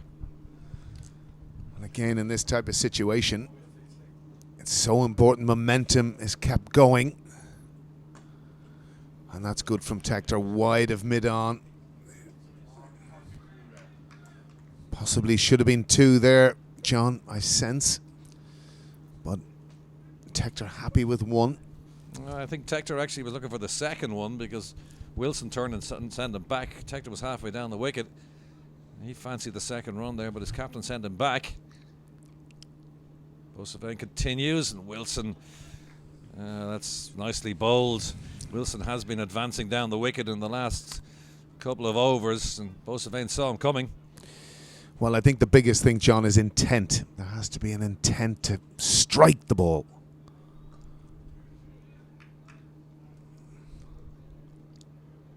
Wilson's just struggling a bit here now to get a real purchase on the ball, pushing 1s and 2s. And he's looking for the boundaries now, really. He's in, he's set. Well, you've also got to be conscious, John, with 3 wickets down, what's in the hutch. There's a lot of big strikers sitting there, probably licking their lips to get in. It's in the air from Tector. Well, they're going to have to throw that back from the crowd, and that's exactly what Ireland needed. Tector launches one to the mid-wicket boundary, and it's a maximum. Again, another slog sweep from Tector. Absolutely the right shot in at leg stump and clears that left leg. Fantastic shot from Tector, who advances now to 39 at a good strike rate.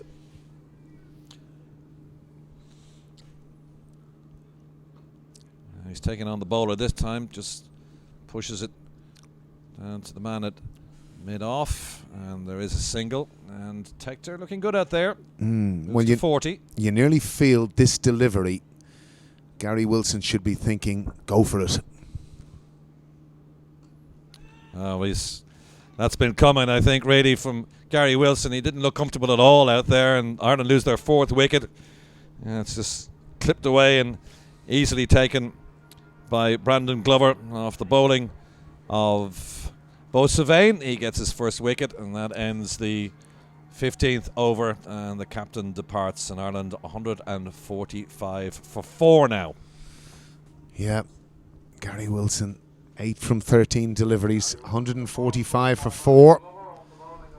And it's important now that Ireland advance on and make hay for all that good work that was put in early in the innings by the Irish batsman. This is one of those big hitters you were talking about, Mark Adair. He's reckoned to be a real T20 specialist, Mark Adair. Ex of Warwickshire, the 23-year-old, just 3 T20s, 1 score of 38, not out. Made an impressive 32 of just 30 deliveries in the one-day international against England. Plays his club cricket for Northern Knights. He certainly is that, John. Mark Adair announced himself on the international stage in May with an excellent performance. And again, it's just one of these situations, a bit like Harry Tector. You nearly feel the higher the level, the better he is. And I've no doubt that he'll be looking to get the ball over the ropes. So 5 overs to go. Change in the commentary box. Andrew Leonard is going to come in with Garfield Harrison. Thank you, John. Thank you, Alan. And yeah, 5 overs remain in this innings. It's been a really interesting one. Been a little bit of ebb and flow in it. Ireland off to a flyer, then they're started to stifle the momentum, but Balbirnie and Tector put on a really good partnership. But just with those couple of wickets, the Dutch coming back into it a little bit. Yes, they've come back into it well. You know, they were well pleased at this. You know, 15 overs gone, 145 for 4. Stalled over the last couple of overs.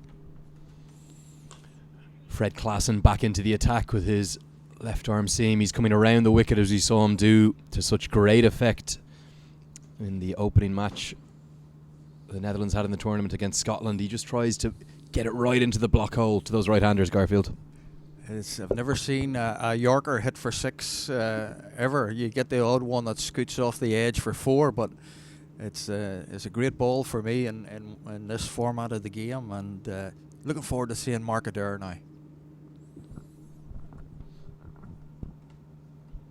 Short ball to Adair was also a cutter, so deceiving the Northern Knight. Would you like to perhaps seen Adair up the order with the flying start that Ireland had? Well, it was it was an interesting call by the captain Gary Wilson to go in himself at that stage, and perhaps it's something that Ireland might look at in the further games. With such a good start and the two guys putting on such a great partnership, then it might have been an idea to get some of the big hitters in. Down the leg side this time, it was full, but just slightly losing his line. That will be signalled wide by the umpire Rizwan Akram. Yeah, there's so many power hitters throughout this Irish side. All of a sudden, they've got a bevy of riches. Lorcan Tucker not even to the crease yet. I know, yes, and it's so exciting, really, for cricketers in Ireland that we've got such a powerful young side now, and let's hope we can. Hit down the ground. There's protection down there. Ben Cooper's at long on. Just goes one bounce to him. So Adair gets off the mark with his second legal delivery. Fred Klassen's figures might not look very good right now, but he's a real specialist here at the death. It's the role he performed for Kent throughout the Vitality Blast this season. Yes, obviously very experienced, knows what he's doing. Lots of slower balls, some Yorkers as well. Really, the batsmen have a lot to think about. Balls never coming at, there's no 2 balls the same, Andrew, which I think is the way to bowl in this format at this stage. Hit down the ground, and that's a glorious shot from Harry Tector. Just missed the block hole by probably a matter of inches, Garfield. Tector's up to the challenge, hammers it straight as a die for 4 runs. Isn't this great to see? I think Ireland have found another young cricketer who will establish himself in this format, but also Harry Tector looks as if he can play the 50-over game and probably even Test cricket. He's one for that to have a look at down the line as well, but certainly it's a great start for him. He'll be delighted. 41 in only a second game. Great start from Harry. Yeah, remember, Tector just 19 years of age. Born in 1999, Garfield. How old does that make you feel? Yeah, I don't even want to comment about that. Yeah, it's nearly a 2000. Yeah, I have a daughter born in 1999, so yeah, same age as her. It's scary, really scary stuff. But listen, he looks a really accomplished cricketer. Knows exactly what he's doing, and hopefully he can go on to bigger and better things. Just a slight change in the field. Long off is going to go back, and that means that fine leg will come up into the circle, so the ramp shot or the scoop shot is on for Tector if he wants to take it on. He's going to come down the track, finds the outside edge, but short of the keeper. That's that slower ball bouncer. Good change up from Klassen to finish the 16th. It's 152 for 4.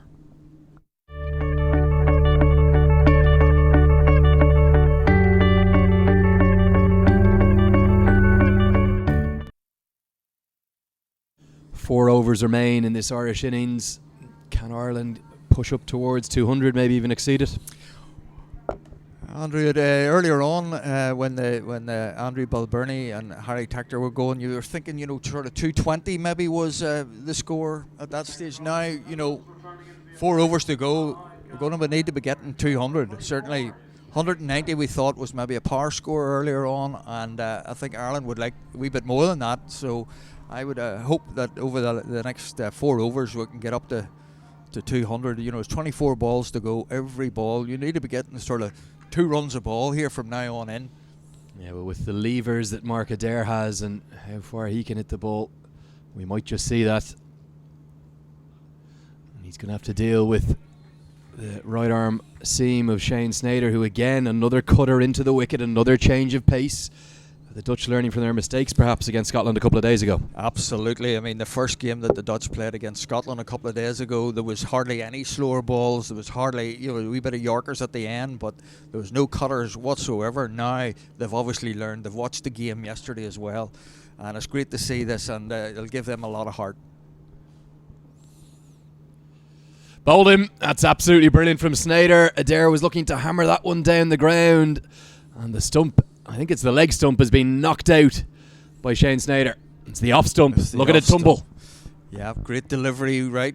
Nice and full, and Mark Adair misses a fairly straight one. He's trying to launch it obviously out of the ground at that stage, but look, hard luck from Mark Adair. It's a difficult situation to come in. You don't get a chance to play yourself in. You've got to go really from ball one, and unluckily he's missed that one, but great bowling from Sneijder. Definitely the bowler of the day so far. Yeah, it wasn't actually quite in the block hole. It was almost in the slot, and the risk or reward there for the bowler is that, suppose if the batsman misses, he's going to hit, he'll get the wicket, but a lot of the time you'd see Mark Adair hit that one out of the park, but his angle's just a bit off and the off stump was castled. Yeah, he's come across it a wee bit, Mark, and rather than maybe trying to hit it straight back over the bowler's head, he's aimed for cow corner there where the big tree is here at Malahide. Again, something for him to learn and think about, and maybe Friday's another day with a bat. And the great thing about being an all-rounder is he's coming out to bowl in the next hour or so he'll be able to make up for it then. Yeah, we'll probably see Mark Adair with the new ball for Ireland, but it's going to be Lorcan Tucker into the crease at number 7. Leinster Lightning keeper batsman playing as a batsman only today. He'll start with a little chip into the leg side. He'll push hard for 2, but it's the shorter end of the ground up towards that beautiful tree here at the Malahide Cricket Ground. Yes, listen, it's some great bowling here from the Dutch team, and Sneijder's really putting Ireland under a wee bit of pressure now, and 5 wickets down. Ireland need to be careful here because we can end up a lot short of par, which is exactly what they don't want, but a lot better bowling performance and fielding performance from the Dutch team today.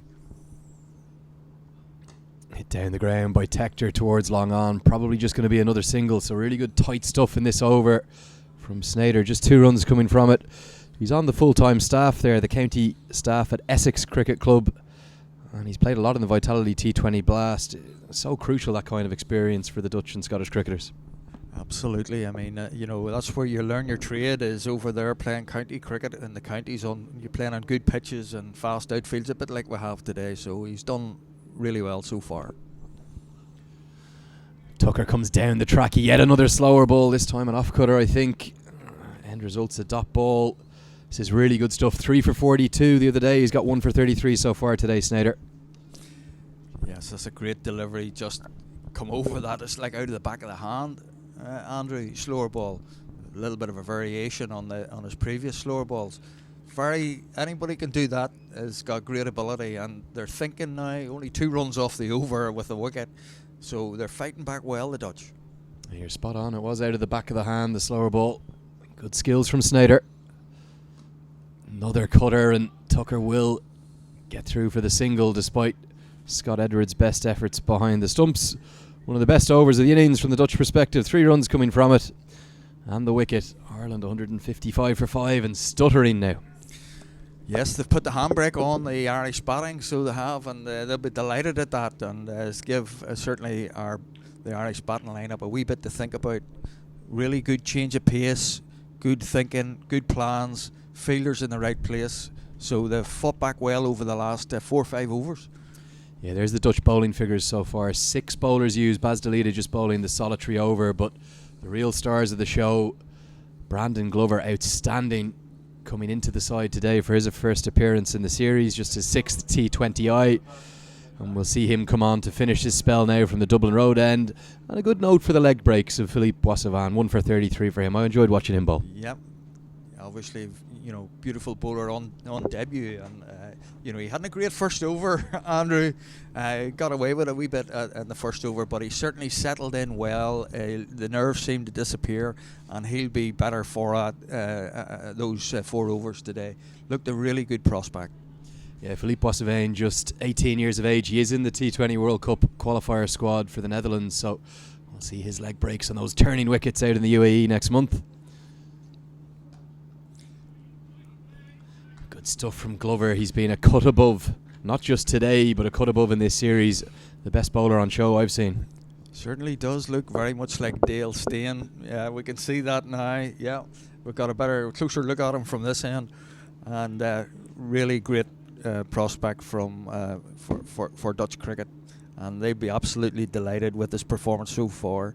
Only 14 gone from 3 overs. Magnificent performance. Hit into the offside by Tucker. Well picked up, and a direct hit would have been close. They're going to look perhaps for the overthrow, but Max O'Dowd's quick in off the deep square leg boundary. Keep it to a single. Just a little note on Glover. We talked about the St. Scythians link earlier with Alan Lewis. His brother was actually over in Ireland playing for Pembroke Cricket Club, and believe it or not, he stayed and roomed with Josh Little, with the Little family. So a good Irish connection for the Glovers. Is not fabulous. It's fabulous, obviously, for young Glover as well, but it's fabulous for Irish cricket that there's this exchange system going on, and the young guys will only benefit from that in the future, and Irish cricket as well. Looks for the reverse scoop shot, a huge appeal. Glover was certain that it was out. I think he was appealing for both the LBW and the caught behind. The umpire Rizwan Akram indicating that it's come off the pad. That's very close. Might have been just sliding down leg side, but strange shot at this stage, from Harry Tector. Maybe the ramp shot or something like that. But it's easy to say that when it's coming at you at 85, 90 mile an hour. It's not. You have to be very brave. That one looked very close. Glover looks for the block hole, hits straight to mid-off. A good diving stop. It'll just be a single. Glover closing out the spell the way he started it. Really penetrative, good, aggressive fast bowling. Yeah, he's got it right up there in the block hole. Maybe just a wee bit too full toss. Hard to get away that real low full toss, mind you. Very hard, and it's on middle stump, so it doesn't give him much room to get his arms going. And excellent piece of bowling by Glover.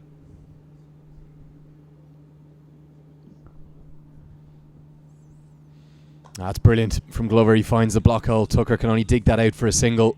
This is an outstanding over. What a change from Monday.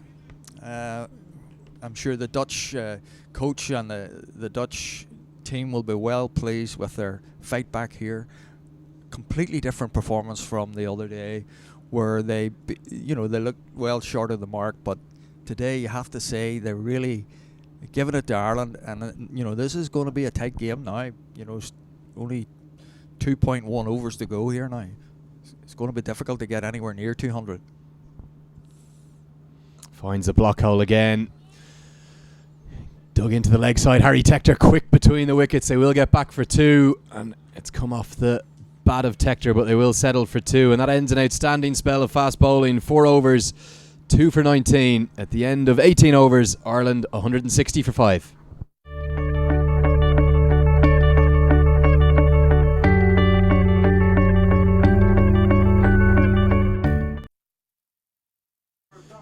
Two overs remain in the innings. Ireland 160 for 5. But if you're just joining us, it's been all Holland for the last 30 minutes or so, because after 12 overs of this match, the final ball of the 12th over, Andy Balbirnie was out for 45 off 26 balls, and Ireland were 128 for 3. The last 6 overs, they've scored just 32 runs. Yes, in the context of this game, that's Ireland be disappointed with that. That's a wee bit short of par for those last 6 overs. But you have to say, Harry Tector has batted really well. He's 49 now off 35 balls. Hopefully he'll get to the 50 and his first international 50. Klassen changing ends coming around the wicket from the Malahide Castle end. Tucker can only get that for a single. It's been a long time without a boundary, but just for a moment I suspect they won't be looking for the boundary. Harry Tector is second T20I, 1 run away from a maiden 50. Yeah, well, it's super bowling now by Klassen and the Dutch. They really have improved, almost unrecognisable, the improvement that they're bowling and fielding from the other day. So it's encouraging for them, I have to say. Hit down the ground, and there it is for Harry Tector in just his second international match, the 19-year-old, as they do scamper back for 2. A direct hit would have been close, but they won't worry about that, because Harry Tector, are we seeing a star of the future in the making? His 50 coming off 36 deliveries, 4 fours and 2 sixes. What a performance from Harry Tector in only a second game. He's announced his arrival on Irish international cricket, and it's just so good to see. The selectors will be delighted. Looks for the reverse scoop, and he gets it this time. He looked for that the over before, couldn't quite get it, but he's ramped Klassen on the offside. What a shot. That's a cheeky shot now from Harry Tector, but probably the right shot, because he knows now that Klassen's going to be trying for the Yorker, and probably, for a boundary, that's the best option now, is that wee ramp shot. But you need to be brave, because that ball, you get that wrong, that ball's hitting you right between the teeth. Yeah, growing in confidence, Harry Tector. Third man is up in the circle. He simply ramps it with reverse hands, a little bit like Owen Morgan, who's kind of patented that shot at the international level. Such bravery the young man is showing, and the adventure of youth, Garfield. The adventure of youth, of the reverse ramp that was. I'm learning all these new shots. Fantastic. Short ball this time, slower into the pitch. Really good bowling from Klassen, and Tector will just get a single. He moves to 56 off 38 deliveries. Just his second T20I, and he's looking like he's batted out there his whole life. He certainly has, and I didn't realise he was as tall, Harry Tector. He's a big, strong lad, perfectly built, and a great athlete, and a great fielder as well. And I'm told he bowls useful off spin as well, which could be very useful down the line as well. Looks for the block hole again. That's brilliant from Klassen, and maybe just a little bit clever from Harry Tector, running back to try and get back into his ground, and Klassen couldn't get around him, so Tucker will get a single. Yeah, I think Harry Tector knew what he was doing here. Hasn't done anything wrong, mind you, within the rules. Within the laws, Garfield. Within the laws, yeah. He's entitled to be there. So, yeah, clever enough. But, yeah, again, only a single, so the Dutch will be delighted, If they go just a run a ball from now until the 20th over, they'll be absolutely delighted. Ireland need a few more boundaries.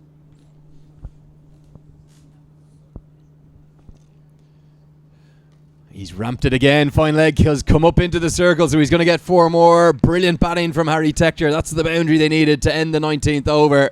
What about this for a shot? What a shot again. That's right at his head. He has just that's the orthodox ramp shot this time, but it's right at his head, and he's just clipped it over the top of his head, over the wicket keeper. 4 runs, just unbelievable piece of batting by Harry Tector.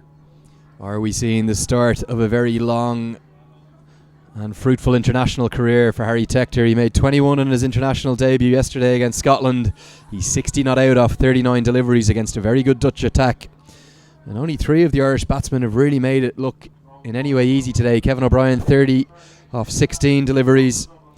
Andy Balbirnie 45 off 26. But outside of those 2 and Harry Tector, it's been hard going for the rest of this Irish batting lineup. Perhaps just the third use of this pitch making it a little bit more difficult than it has been. Probably pitch is slightly slower today than it has been the first couple of days, but it's still a very good pitch. It's just, I think, the Dutch bowling has improved immeasurably from the other day, and they've really stepped up to the mark today, and the bowlers have got plans today, and they're executing their plans really well. Young Harry Tector, mind you, he's on debut, or was on debut yesterday, but he's batting like the senior man. Shane Snader to bowl the final over. And Lorcan Tucker gets some innovation out because he gets the sweep shot out, and with a square leg in the circle, it loops over his head for 4. Lovely shot from the Pembroke man. Yeah, and he's gone across, got himself across onto the offside, and then just flicked it over. He's seen that both fielders on the leg side here are up in the circle. He's noted that. He's gone across onto the offside and then down on one knee and ramped that over both the fielders for an easy 4 runs. But there's a change of the field here, Andrew, and where they're going to bring the man in.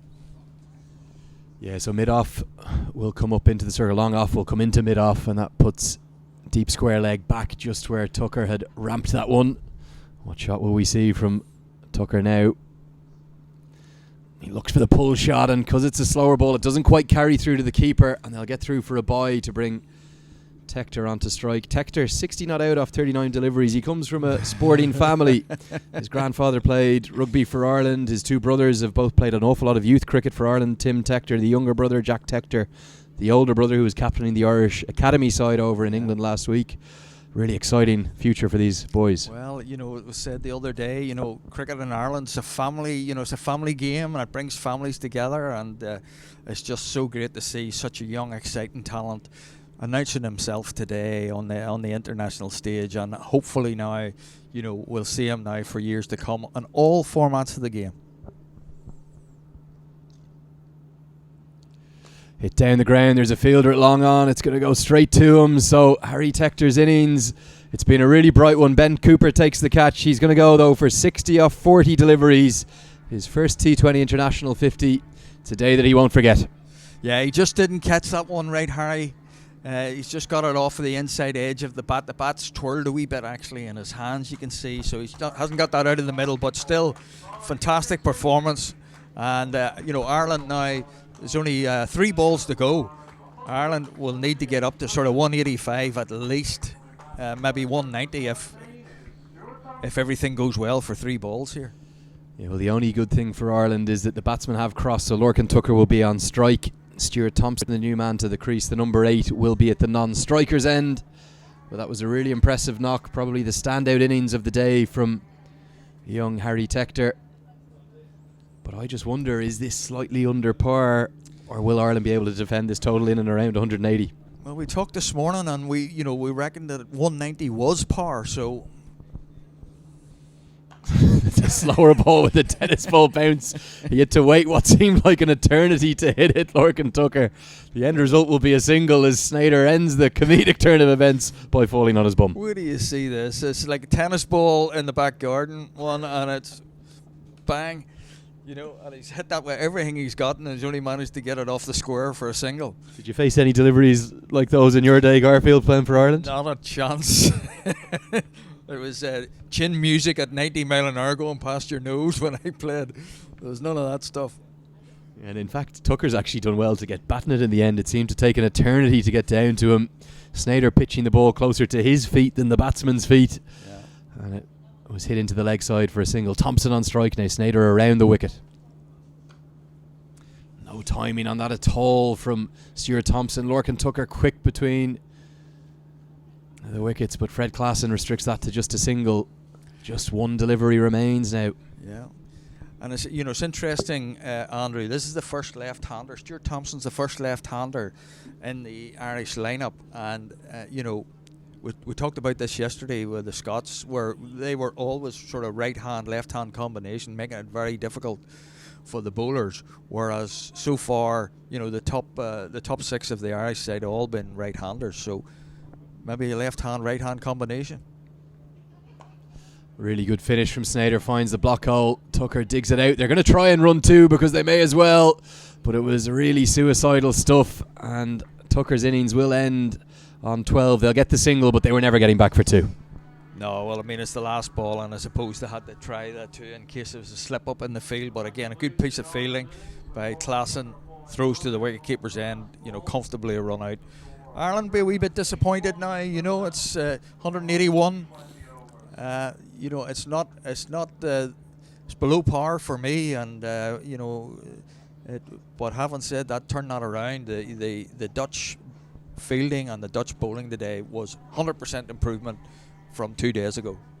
Yeah, Lorcan Tucker's stay at the crease will end with 11 runs. He's the last Irishman to go off the pitch. Stuart Thompson running in to get the pads off because he might be opening the bowling as he did yesterday. And the Dutch, as you say, might be leaving the field the happier of the two sides. Well, I mean, their body language on Monday was, was very slouched shoulders and the heads down.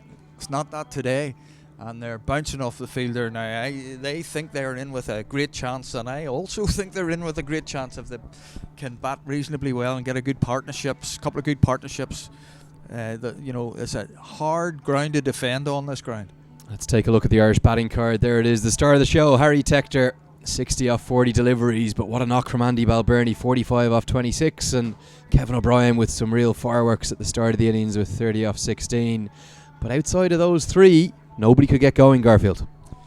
No, and I mean, we've floundered a wee bit then after we lost Andrew Balbirnie. Things have gone a wee bit quiet in the middle order, and again, that's maybe something for the captain to look at in the next game. It's below par for me, this score, and maybe Ireland will be a wee bit disappointed with those last sort of 7, 6, 7, 8 overs. There's the bowling figures, and as you can see, the fall of wickets as well. And Ireland were 128 for 2 at the end of the 12th over. So those last 8 overs producing less than 60, 53 runs. So really disappointing finish for Ireland. But let's just have a special word for the Dutch bowlers. Brandon Glover in particular, simply outstanding. The spell of the week so far, 2 for 19 from his 4 overs. Could have been even better than that. Nearly cleaned Harry Tector up first ball with a lightning fast, quick delivery. But also some good stuff from Boissevin and Peter Seeler. Yes, certainly Glover, Brandon Glover, the best bowler on show so far this week. And, to only go for 19 runs on that pitch, on this outfield, is a magnificent piece of bowling, and picked up 2 wickets as well, which he thoroughly deserved. That's the match summary. Ireland 181 for 7 from their 20 overs. Is it over or under par? You're going to have to come back and join us in about 10 minutes time to find out. The Dutch, they take the momentum in. We'll see you in 10 minutes time.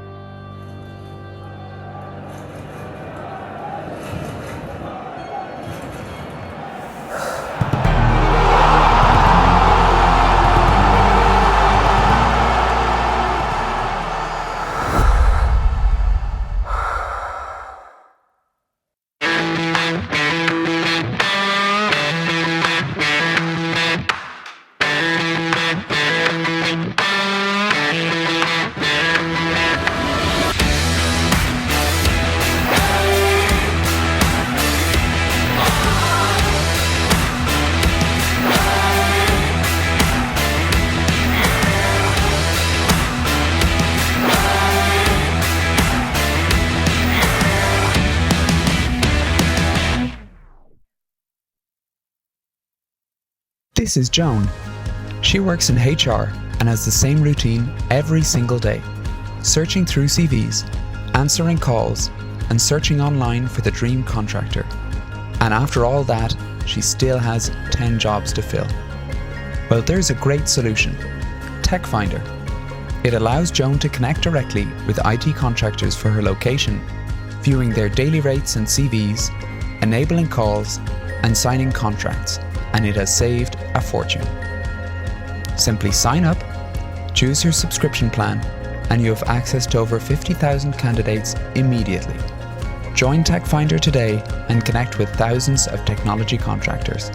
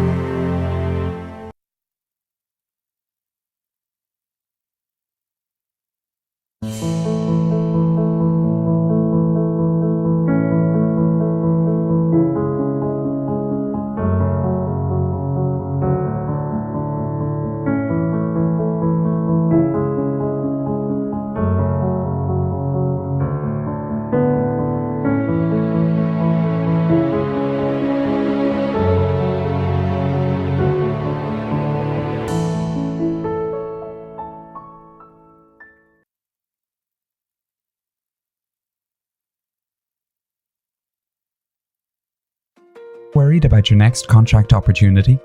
Tired of wasting time online searching for the right one? Well, let the opportunities find you. Use TechFinder. It's a free service that connects you directly with companies that match your skills and helps you plan ahead for upcoming contract opportunities. It's easy to use. Simply upload your CV, create your profile, and select when you're available. Take the pain out of searching and be found by thousands of companies globally in your location and at your daily rates in real time. Join TechFinder today. Get connected and be found. Available on all app stores and at techfinder.com. Think this is fun for me? You think I'm having fun? It certainly wasn't much fun defending your action in Tokyo. Do you have eyes on the target? Is it her? I can't tell from these photos. I need better shots. Yeah, no, well... Just don't lose it this time.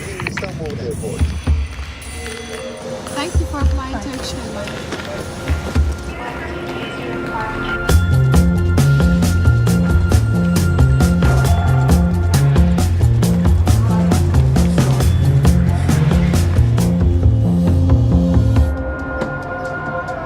You're waiting for someone? No, just looking.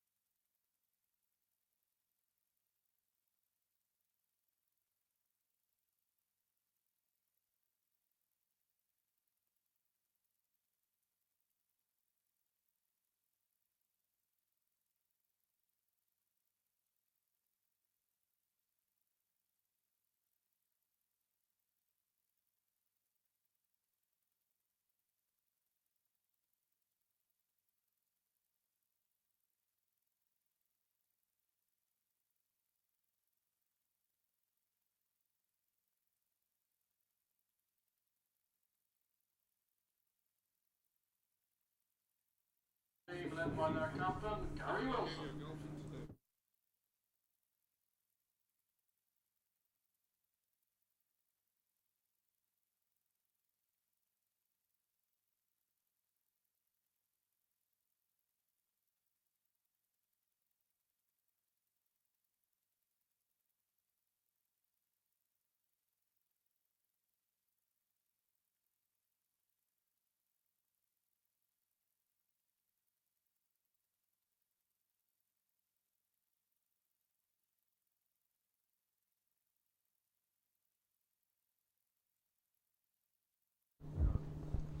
Good afternoon and welcome back to the glorious Malahide Cricket Club in the most perfect cricketing conditions. It may be the 18th of September, but we've got something of an Indian summer here in North County Dublin, and we've had a really enjoyable first innings where Ireland got off to a flyer.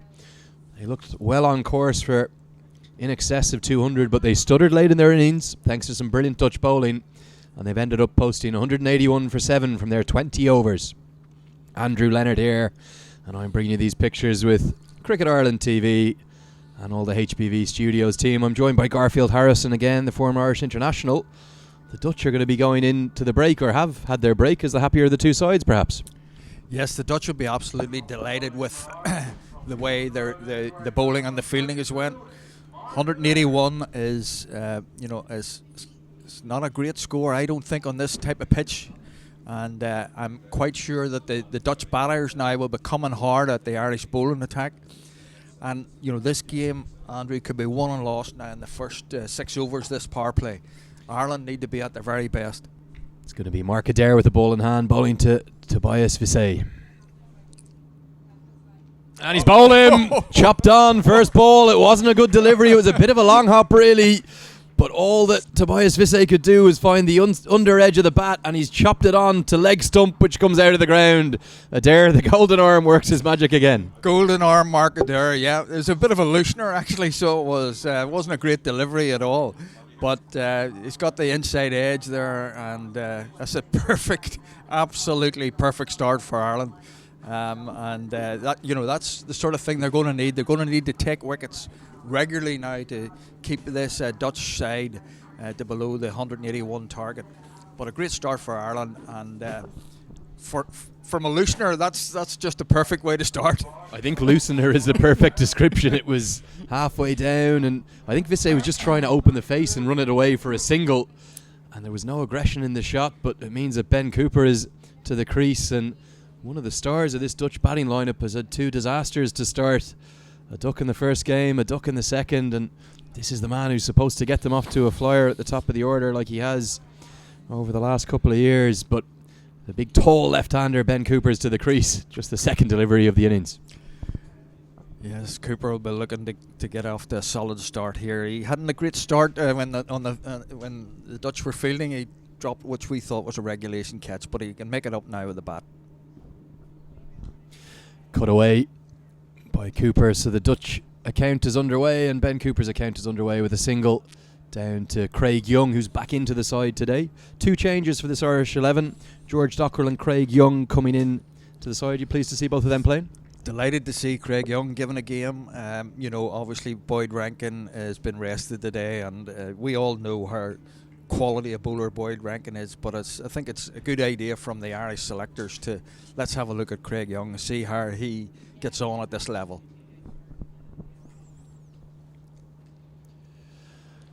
Yeah, Adair not really finding his rhythm yet. 3 very different deliveries. He didn't bowl much in the 5 inter-squad games last week because he was carrying a niggle, so I just wonder if he's operating at full fitness. It's been a big summer for the Northern Knight. He's bowled a lot of overs this summer, and probably his body needs a wee bit of a rest more than anything. So yeah, he doesn't seem to be getting his rhythm just right yet, and he's not running in just with the same venom. And certainly the ball isn't coming out at the pace that we normally see from Mark Adair. Yeah, just a slight delay in play as there's a bit of a malfunction with the sight screen. So Mark Adair in his imperious style going down to sort it out himself. I wouldn't be arguing with Mark Adair. Whatever he says, that's all right with me, sir. He's a real impact on the Irish team since coming in. The 23-year-old spent a lot of his early career over at Warwickshire, where he was really impressive, but he never made his Irish debut during those days.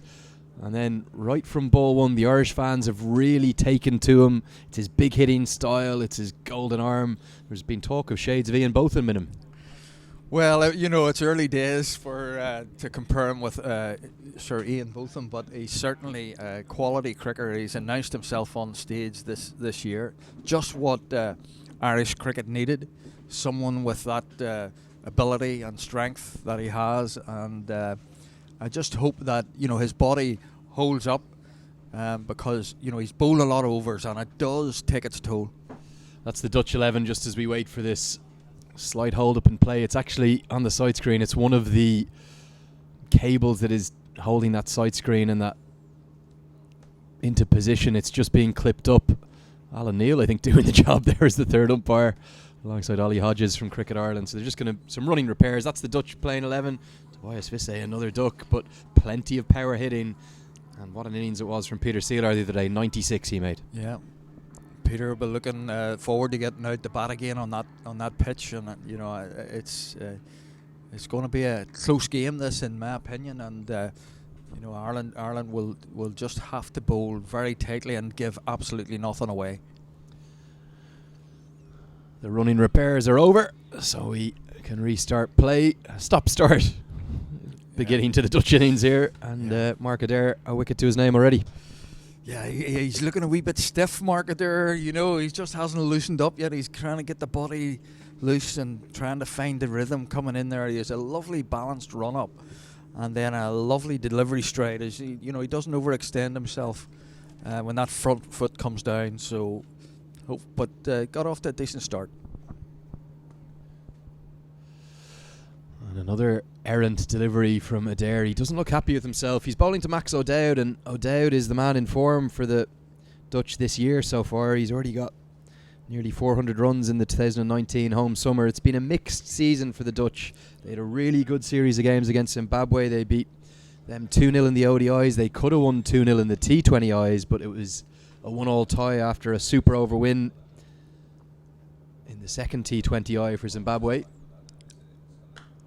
Pulled into the deep. We're going to see runs for O'Dowd, but a really good diving stop from Kevin O'Brien. I think he saved 3 runs there. Kevin O'Brien there, he's +3 in the field, no doubt about that. He's not getting any younger like the rest of us, Andrew, but he's dove across there and has stopped a certain boundary, so he's in the credit there, the 3 runs. You can add that to his batting total. Yeah, and then the rest of that Dutch international home summer, they lost a T20I series to the UAE 4-0 at home, but all those margins of victory very tight, and it was a young experimental Dutch side earlier in the summer. So that ends what was an absolutely eventful first over. Netherlands 3 for 1. Might be a little bit of pressure on this Dutch batting lineup, because remember, 2 of their most experienced batsmen, and in fact their 2 leading T20I run scorers, Wesley Baresi and Stefan Myberg, both dropped, not just for the Tri series, but the T20 World Cup qualifier as well. Yes, that's a strange one. You would have thought those guys would have been here and putting their name forward for the tournament in about 4 weeks' time, 3-4 weeks' time. But it gives the other Dutch young lads an opportunity to put their hands up and to show what they can do. But look, a great start there for Ireland. Couldn't have asked for any better start after 1 over 3 runs. And Andrew, you've got the right hand, left hand combination in here again. Something which I think is very important for the batting side, because it does impact on the bowler's line, and he messes his head up where every other ball he's bowling either to a right or a left. So interesting to see how this goes from now with Stuart Thompson. Yeah, Stuart Thompson from the Malahide Castle end. Just comes off the outside edge from Maxwell O'Dowd, going to be a single down to David Delaney, also playing his second T20I. Stuart Thompson's an interesting one, called back into the T20I setup after not being named in any of the squads during the summer, but he was so impressive in that test match for Ireland in the second innings. 3 for 44 he took, as Ireland dreamt briefly of a famous test victory at Lord's. Yes, he had a difficult first innings in that game. Although Ireland bowled England out for 85, but Stewart then announced himself in the second innings, and a really talented cricketer from the Northwest, and we'll wish him well. Ben Cooper hits that one powerfully into the offside, but a good diving stop from Gareth Delaney, and I think that's Simi Singh on there at backward point. He's on as a subfielder. We'll find out who that is for. He's not playing today. Yes, again, good bowling there from Stuart from Stuart Thompson. Not too much width, and again another dot ball which he'll be delighted with, and so will his captain.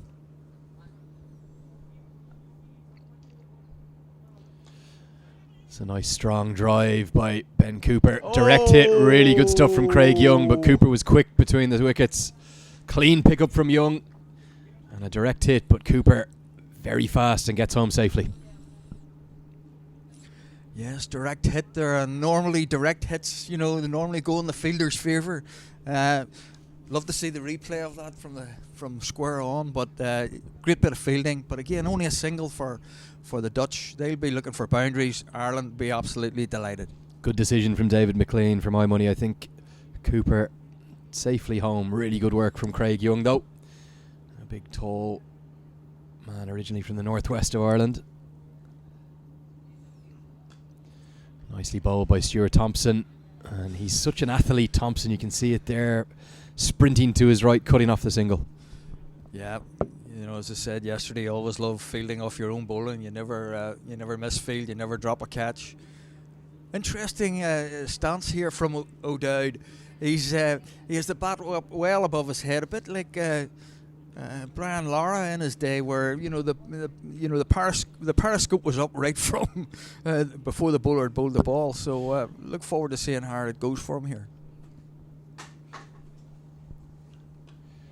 Nicely bowled by Thompson. Good energy from him. He struggled a little in yesterday's match against Scotland. 1 for 44. He was expensive, but I suppose a lot of bowlers were expensive in the run fest we had here yesterday. But he's such a good athlete. His all-round skills important to the Irish side. He's very capable of clearing the ropes with his left-handed batting as well. Yeah, I love to see him batting. A bit of a soft spot for the left-handers myself, but his bowling so far has been brilliant because he's bowling that length where it's going to hit the top of off stump, and even at this in this game, the top of off stump early on is a perfect length and a perfect line for any bowler. Just strays in line this time down the leg side. Umpire David McLean signals that one wide. The two fielders posted outside the 30-yard circle in this first 6 overs of power play. Long on and deep square leg. Yes, and I mean that's another wide for Ireland. And one of the concerns we had yesterday was there's probably a few too many wides that Ireland bowled. And again, we've only 2 overs gone. We've 2 or 3 wides already been called. So need to tighten up. We can't give any runs away here today. Angled into the legs, and no real signs of aggression yet from the Dutchman. At the end of the second over, it's 7 for 1.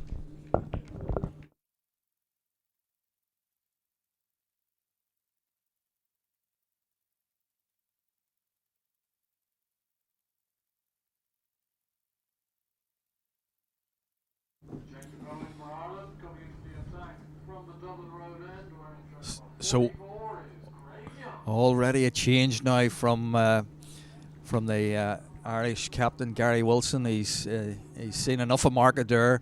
Seen maybe that he was struggling a wee bit for rhythm coming up the hill, and whatever breeze we have today, Markadur was running up into the breeze, and most of the fast bowlers like the breeze at their back. So maybe giving him a wee rest and having a wee think and letting him come back on down breeze, downwind. Yeah, big moment this for Craig Young. He's had a very stop-start Irish career, in and out of the side. When he gets it right, there's no doubt that he's one of Ireland's fastest bowlers. And that's one's powered down towards us. It's going to be all the way. 1 bounce 4, just in front of the rope. The umpire has signalled 6, but lots of cries from the crowd of 4. And we're going to see Rizwan Akram change his decision. I think that was definitely 4 runs, Garfield. Definitely 4 there, Andrew, and it was near in the commentary box there. Good shot, not a bad delivery, but just a very good shot there from O'Dowd. I believe the other day you had a bit of an incident in the commentary box where Louis tells me you were under the table when the ball came into the commentary box. This is why you should never believe what Alan Lewis tells you, Garfield.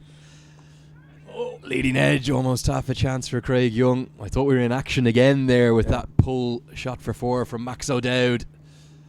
But a good comeback from Craig Young, finds a leading edge. Finds the leading edge, and it's a dot ball, and good comeback and good pace here from Craig Young, have to say. I like it, and he's up there with the pace of earlier on with the Dutch bowling. Fuller this time, hit into the sky, leg side. It's going to soar towards George Dockrell, who makes a valiant attempt on the rope. It was always going to certainly carry over with his momentum, so all he could do, rather than attempt to catch it, was palm it back in and prevent the boundary. But with his best efforts, it came through his hands and it goes for 6. Yes, a great effort here by George Dockrell. He's tried to palm it back in. It was always just a wee bit too far for him to do that, and again, 6 runs for O'Dowd, and difficult chance, but it wasn't. You wouldn't put that down as a missed chance. Change in the field. Balbirnie goes to deep mid wicket now. Young again, strain in line. Mark Adair with the throw coming in, well backed up by Lorcan Tucker. I just wonder, is there a bit of pressure on Young? He's been in and out of this Irish side. Made his debut at this very ground all the way back in 2015, taking a 5-wicket haul against Scotland, 5 for 45 that day. But he's had his problems with injuries. Yeah, again, fast bowling, people don't appreciate how hard a work fast bowling is. It really does take its toll on your body, and this lad here has got all the attributes to be a really good prospect. Short ball, and Ben Cooper just checks that one down to Mark Adair at short third man, who pings in the throw. A little bit of anger in those 2 throws from Mark Adair. Yeah, that's a better length, mind you, from Craig Young. Just bit short of a length. Not throwing it up there for Cooper to get his arms through it. So good bit of fielding as well from Mark Adair. Yes, a bit of anger in that. He's probably a wee bit disappointed he's taken off.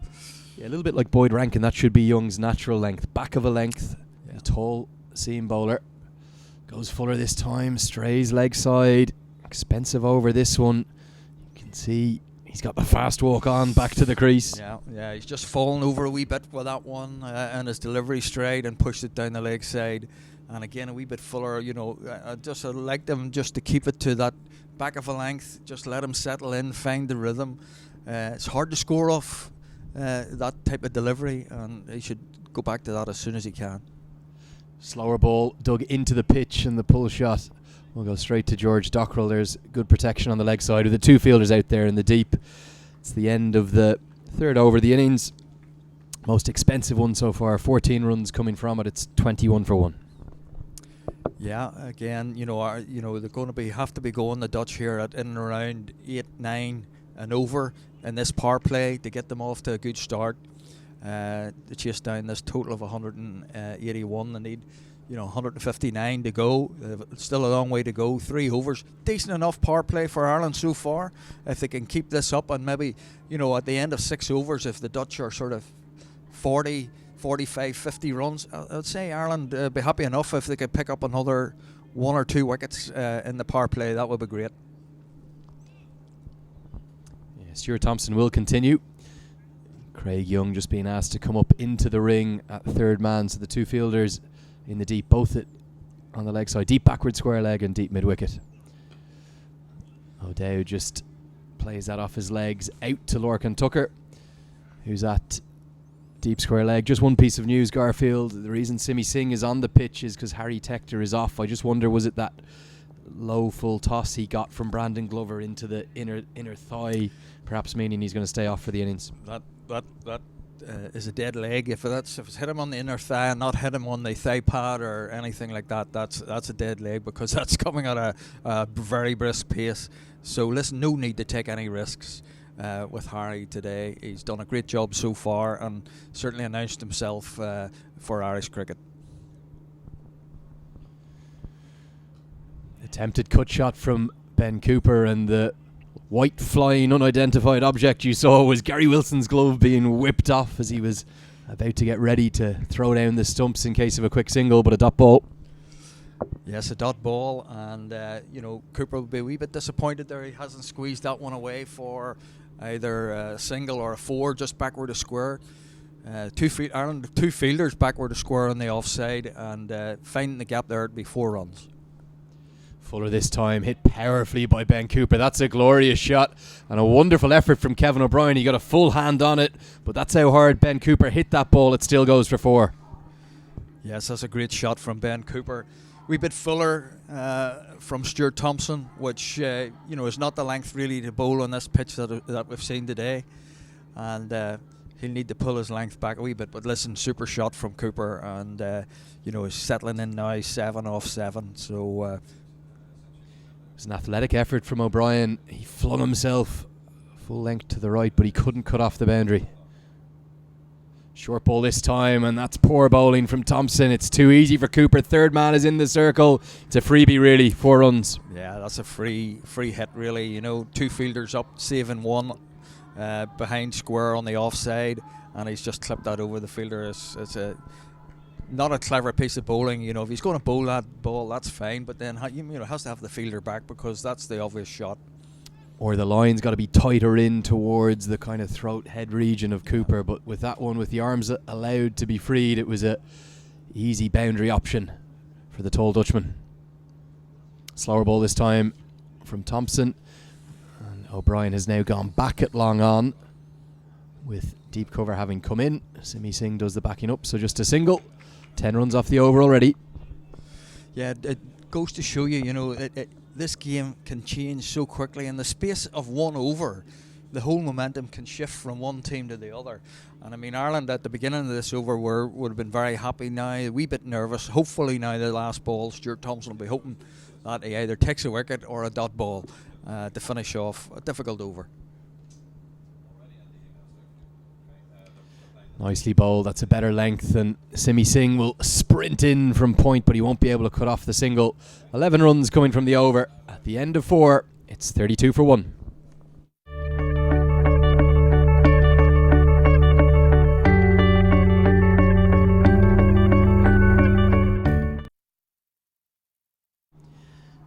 Yeah, you can see in the graphics at the bottom of your screen, 150 runs more exactly needed from 16 overs. So the Dutch are going to be comfortable with that around 9 and over, but they're not going to want to let that get out of hand, Garfield, up towards 11, 12, 13 and over.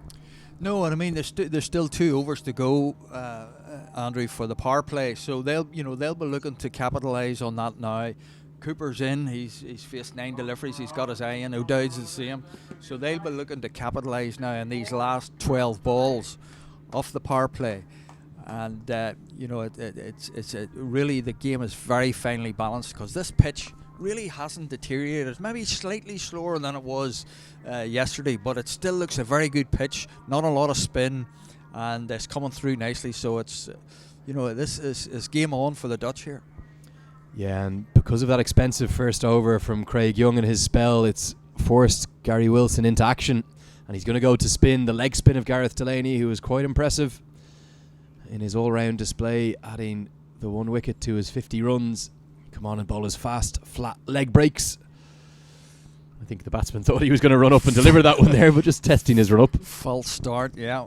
Not sure you're allowed to do that these days. Delaney bowling from the Dublin Road end here. You can see bowling much flatter and quicker than he used to earlier in his career.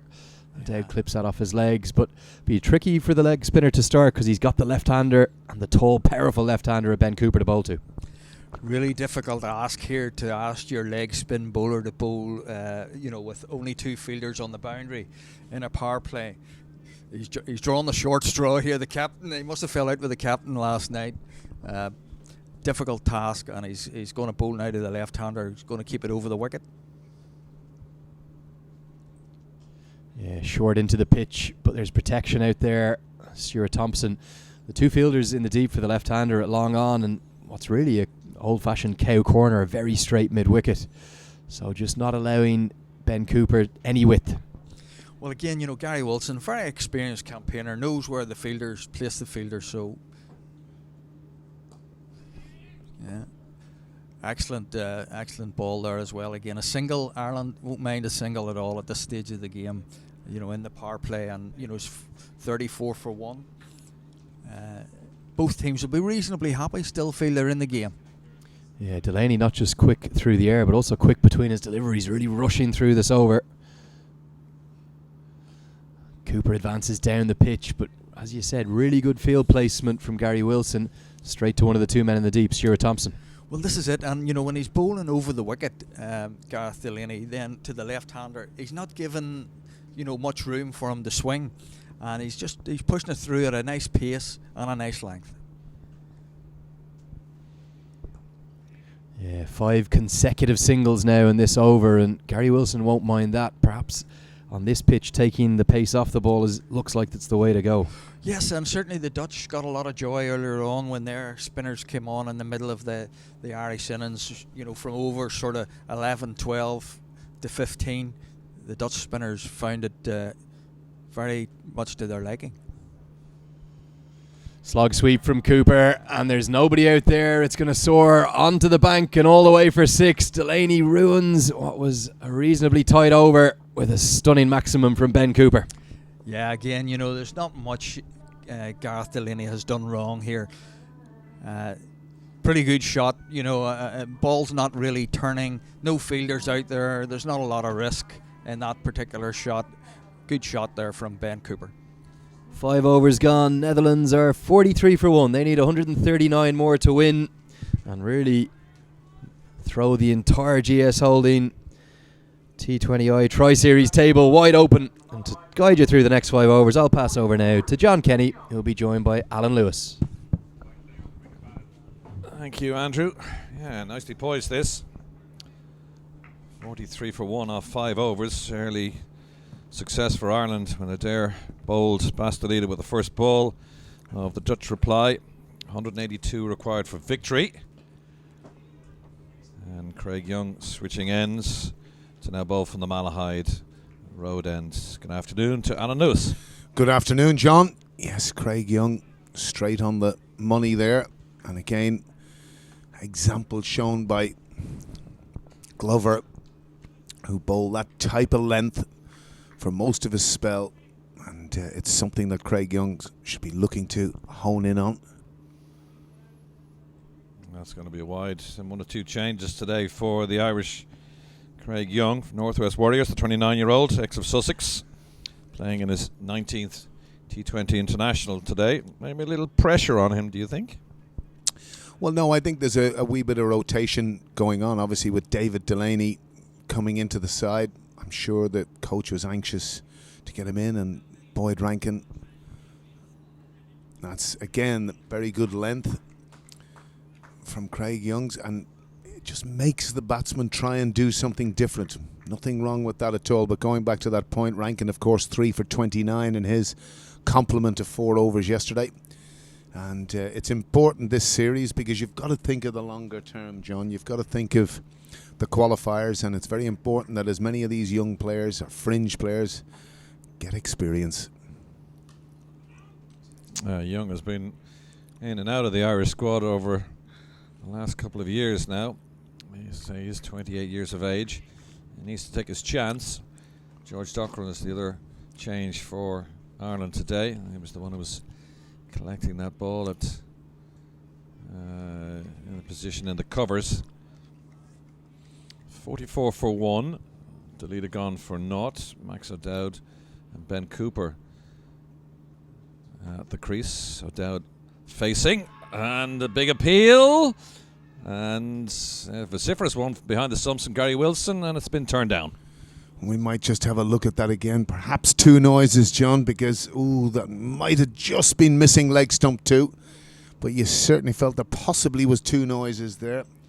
Although it appeared to me the umpire was having a think about it, which may tell us otherwise. But O'Dowd is still there. Umpire at the Malahide Road, or Malahide Castle end, is Scotland's David McLean. Convinced that he wasn't out. O'Dowd just eases that into the leg side, and the bowler collects off his own bowling. And again, I'm just going to emphasise here, John, there's 5 deliveries, all on a good length, nice and straight, at a good pace, and it just shows you what can happen. So a very important delivery, this for Ireland.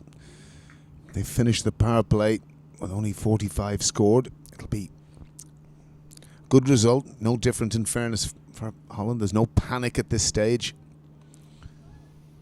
Yeah, you can see dot wide, a couple of dots, 3 dots and a single, and he finishes with another dot ball, so no run accrues at the end of the power play. Ireland will be happy enough with that. 45-1, the Netherlands.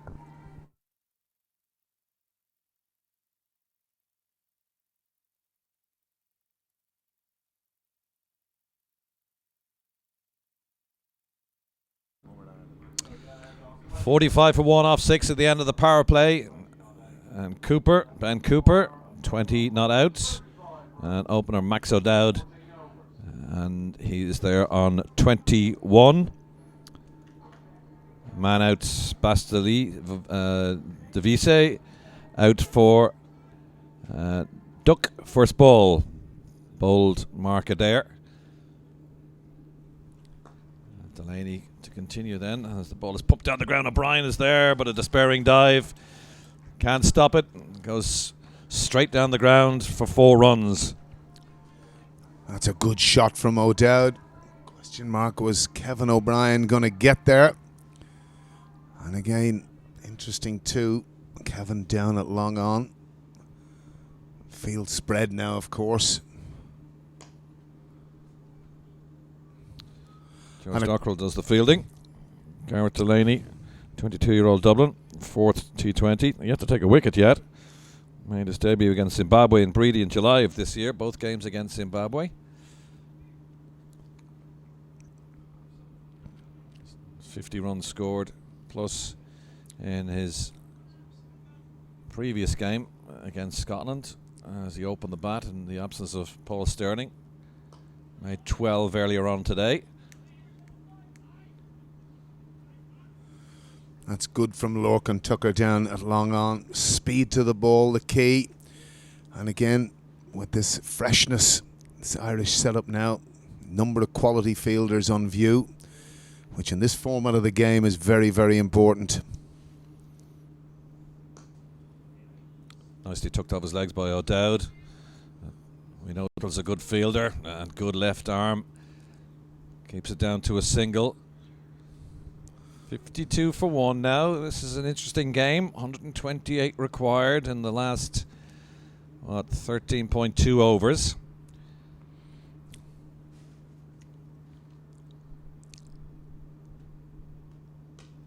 That's been hammered down. That'll just take a few off.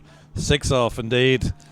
It was a huge 6 from Cooper. Straight down the ground, over Tucker's head, and the maximum. Well, one of the features, Ben Cooper staying deep in the crease, but that ball was short. It sat up, and Ben Cooper had no hesitation. Didn't matter who was down there in clearing the ropes. Man of massive strength. Long levers, of course, and huge bat speed through that. Sailed over the boundary. Well, the Dutch need less than 10 runs and over now. 9.42 is the asking rate, and 9 wickets in hand. They'd fancy themselves from this juncture. Ireland perhaps just didn't get enough runs in the end, didn't get past that magic 200 mark. No, there was a stalling in the middle, John, which was crucial. Skipper Gary Wilson struggled really at the crease. 8 from 13 deliveries, and again it was that wee bit of stalling that probably prevented Ireland going on, as you say, to amass 200. I kind of sense that certainly 190 was par, but from the start, whatever, the 116 from 10 overs, Ireland would have been disappointed.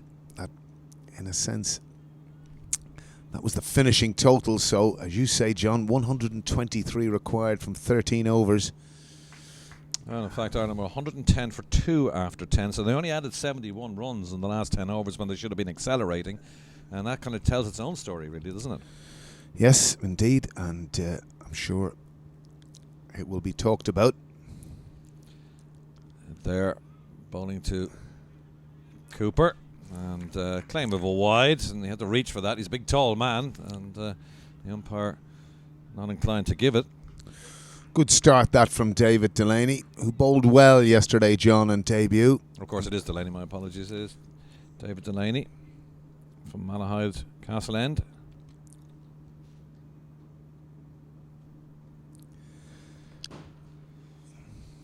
Real exciting prospect, David Delaney.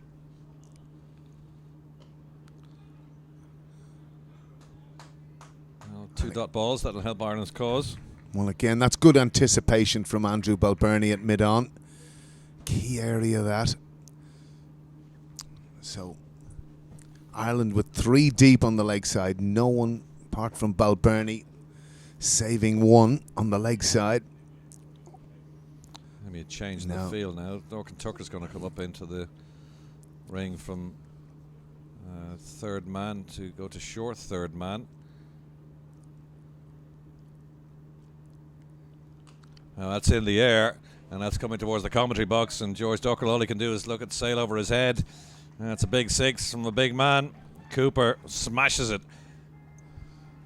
Well, again, look, you can see how deep he is in the crease, John, and really just helping that on its way. It was more the line than anything else there. That assisted Cooper in assisting that on his way. Big 6. And Cooper looks imperious. 182 is the victory target.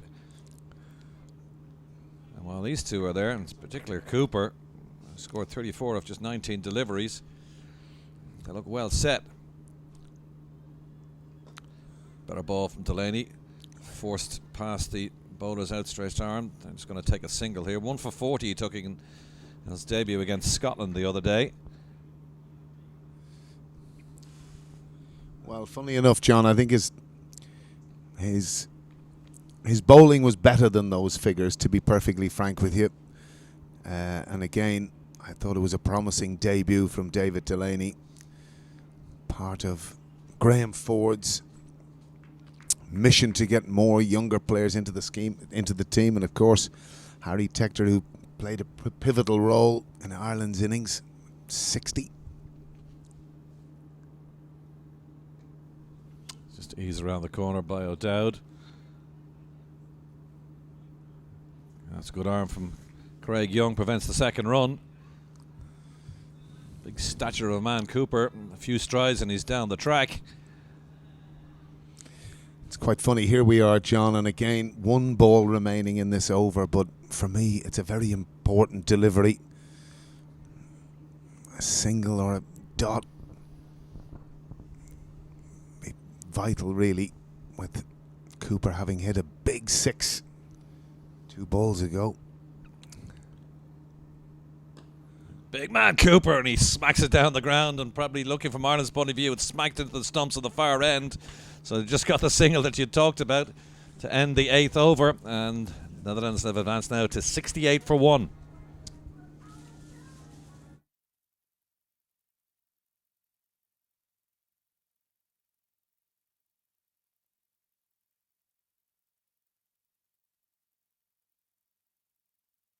Eight down. The Dutch in the box seat, 68 for 1. They require 9.5 runs per over. O'Dowd, the opener, there on 28 not outs, and Cooper on 36 from 21.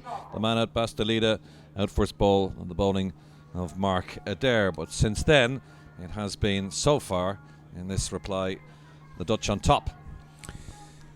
Yeah, it's evenly poised, John. I think the Ireland team will be looking to try and force a wicket here, slow the momentum down. And again, when you're chasing 10s, 1 or 2 good overs, it pushes that run rate up quite substantially towards the death. So it's an important spell for George Dockrell, John. Yeah, left out of the team yesterday. Back in today. George Dockrell seems like he's been around for an awful long time. Can you be a veteran at 26? Or is he just 27? 27 now, yeah. 27. 61 T20s. Burst onto the scene, really, in that T20 series, the World Cup out in the West Indies. Imagine being a decade playing for Ireland and you're only 27. Yeah. That was in 2010. Played in the World Cup finals in the West Indies as a 17-year-old. Took 3 for 16 against the West Indies as well.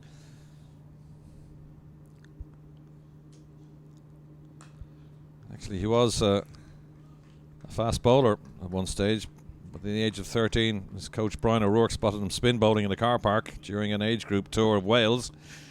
And now he's a left-arm spinner. That's in the air, and that's going to be hiked away by O'Dowd for yet another 6. Well, Ireland can't afford to be giving away runs like this. Well, just far too short there, John. And again, so important that George Dockrell tries to get his length as right as he can, because these 6s are damaging.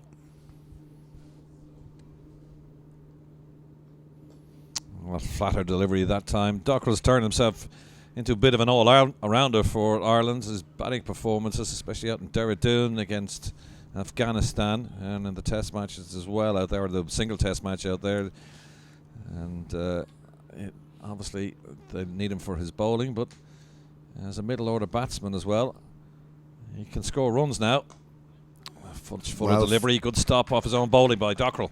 That's great fielding by Dockrell. Wonderful fielding. And very important too, because that was hit hard by Ben Cooper. Very strong, aggressive batsman, long levers. Very, very good player. Of course, brother of Tom Cooper, who had a lot of BBL success last year. Oh, it's gone through Wilson. No run of Cruz. And really, apart from that short ball, John, that was a good over from George Dockrell. Yes, a bit about the maximum from Ireland's point of view, but they've taken 8 runs off it. Netherlands, after 9 overs, 76 for 1. Just as a comparison, 1 over to go before we reach the halfway mark of the Dutch reply. Ireland were 110 for 2, but they kind of ran out of steam after that, even though Harry Tector went on to make 60 in his second T20 international. Ireland only scored 71 runs in their second 10, and Gary Wilson in particular really looked just kind of stuck at his crease. Only made 8 runs off 13, which kind of stymied Ireland's reply. Adair was out for 1.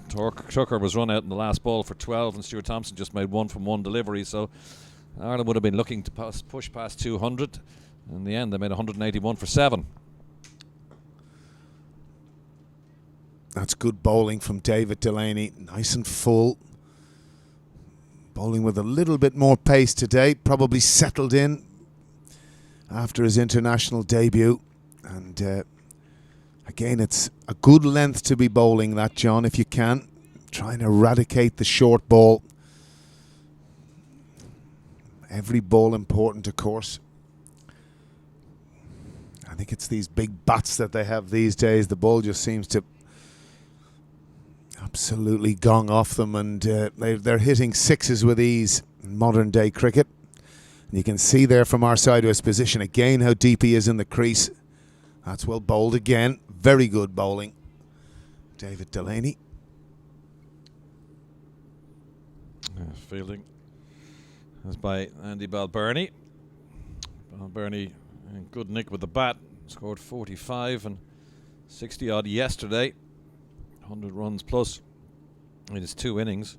Interesting talking to him yesterday. I mentioned this already in the first innings, how disappointed he was when he got out yesterday for 64. There was runs to be made in the match to win. And well, that's the kind of just pressure he puts on himself, which is good to see. And again, he was in good nick today with that 45. Well, the other thing from our point of view here, John, compared to the game the first day, we're going to have an exciting finish here, that's for sure. And of course, sprinkling nice crowd around the ground, enjoying the sunshine here. Beautiful day in Malahide. You could get no nicer a ground, I think, of Canterbury and Kent, and these out grounds you've got in England that are bowled. Again, a slower ball there. Not that I'm the greatest fan of same in many categories. They've really latched on to these slower balls. They used to be massively destructive. Dern batch out of the back of his hand. These knuckle balls they bowl now, and it's the batting has just got so specialised and skillful. They pick these things up right away. So, middle of a good spell here, David Delaney. Just the 3 runs from 4 deliveries so far from David Delaney. That's good work from him. A little misfield from Balbirnie, but they're not going to chance it. David Delaney has a habit every delivery. John, I don't know whether you noticed that. The team were shouting at him. He rubs his hand in the dirt, I'm sure. Again, it's one of those things for grip and whatnot that a lot of bowlers do. Make sure they get the necessary grip on the ball. Delaney's just having a word at the top of your screen there with out a shot Andy Balbirnie about something. Balbirnie fumbled the ball then to him in the last delivery. I don't know, was he castigating him for that? I doubt it, but certainly we're having a word. Punched down the ground through O'Dowd, by O'Dowd. And that ends the 10th over, and the Netherlands are 81 for 1.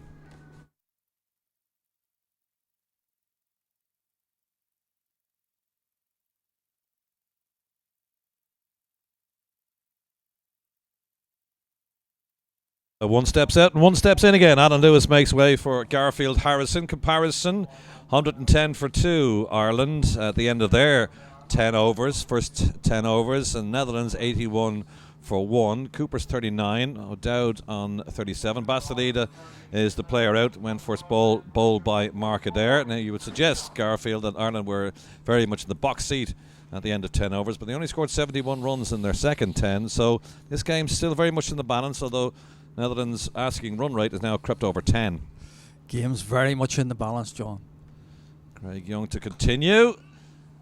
And that's down towards Kevin O'Brien. One hop. Wasn't going to reach him. Very good last over there from David Delaney. He mixed it up very well, bowled a couple of really nice slower balls that deceived the batsman. And, that's important. In this game, that you have to deceive the batsman. He doesn't. You don't want him to know what's coming.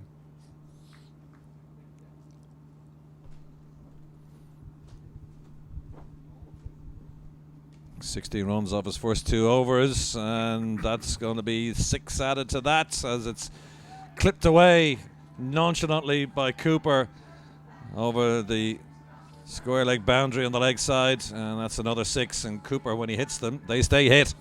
That's a poor delivery from Craig Young. It's not really anything. It's not too short. It's not it's not full. It's just a poor delivery right on his hip, and everything just seems to go for 6 now, John. It does. Cooper he strikes a good ball. That's in the air now too. There's a man underneath it. Can he reach it? He cannot. Lorcan Tucker again failing to reach that ball. There was no way he was going to get that as it clears the boundary ropes in 2 consecutive 6s, and that's good from the Dutch point of view. That's a great pick-up there from Cooper. Really big lad with long levers, really long arms and long legs. Long levers, hits the ball a long way. And this is putting Craig Young under a bit of pressure. We'll see what he can come back with. Kevin O'Brien just had a quick word with him. That's much fuller.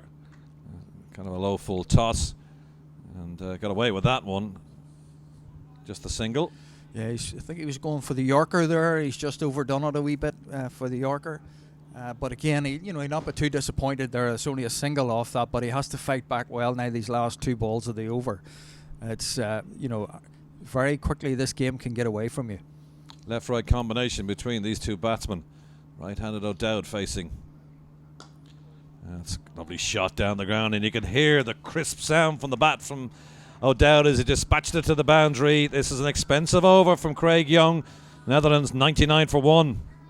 Yeah, again, another full toss. Put away beautifully there by O'Dowd. Difficult now for Craig Young. He's 1 ball left in this over. He's bowled 2.5 overs for 34. he'll be disappointed with that. I'd say this will be his last ball too. Again down the ground, but Stuart Thompson is there to cut that off, and at the end of 11 overs, the Netherlands just shy of the 100 mark. 99 for 1. O'Dowd, the opener, is still there on 42, and Ben Cooper brought up his half century in that last over, and 52 he's on now. And building a nice solid partnership here, these two, and the run rates come shooting down in that last over from 10.1 required per over to 9.22 now. Yes, a wee bit surprised, John, there that the slow bowlers have been taken off there, because when the Dutch slow bowlers bowled in the middle part of the innings, they certainly put the brakes on the Irish scoring, and we've really only seen a couple of overs from the Irish slow bowlers. So yes, David Delaney to continue, and it's a bum ball. Bump ball, yeah. Went under his bat. That's a bum ball. But getting back to the slow bowlers, George Dockrell didn't bowl a bad over. He bowled 5 good balls and 1 bad one that went for 6. But he looked to have it a wee bit more under control. It might be the type of wicket now that we're seeing where, the slower you bowl, the slower bowlers are harder to get away on it. Whereas, Ireland's quick bowlers seem to be disappearing here at the minute. Yeah, it's a well-used track, all right. Third consecutive game on this one. And attempted pull by Cooper doesn't get the desired results. So Ireland will be happy the fact that the first 2 balls of this Delaney over have yielded dot balls. Yes, that's a good ball from David Delaney. He's getting up great energy. He's coming in. He's got a very nice rhythm there now.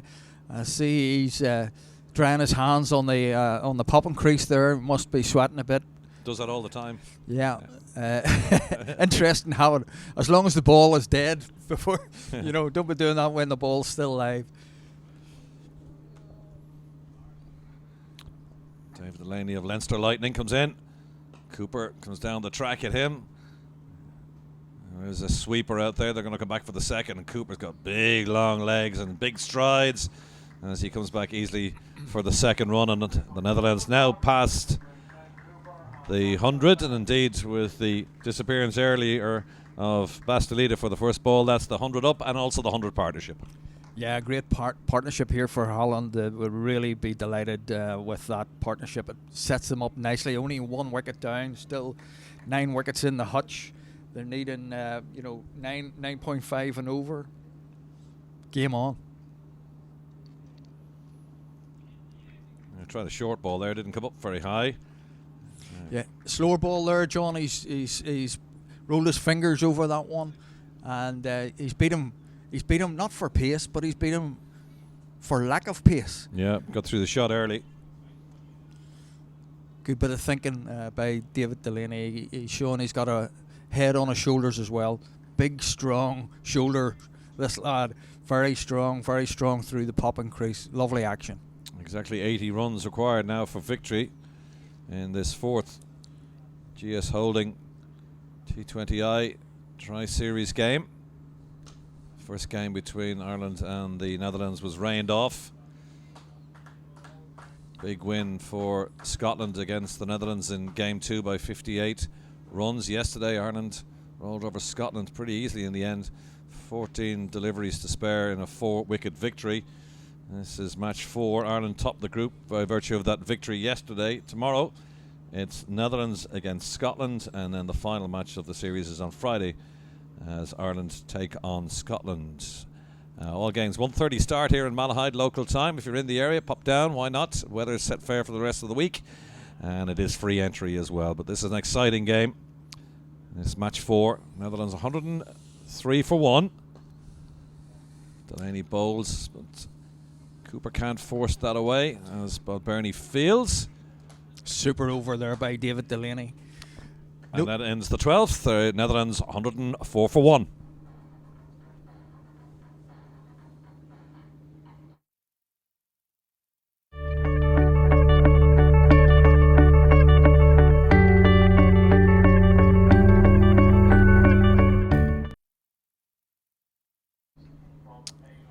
78 runs needed for victory. 9.75 is the asking run rate.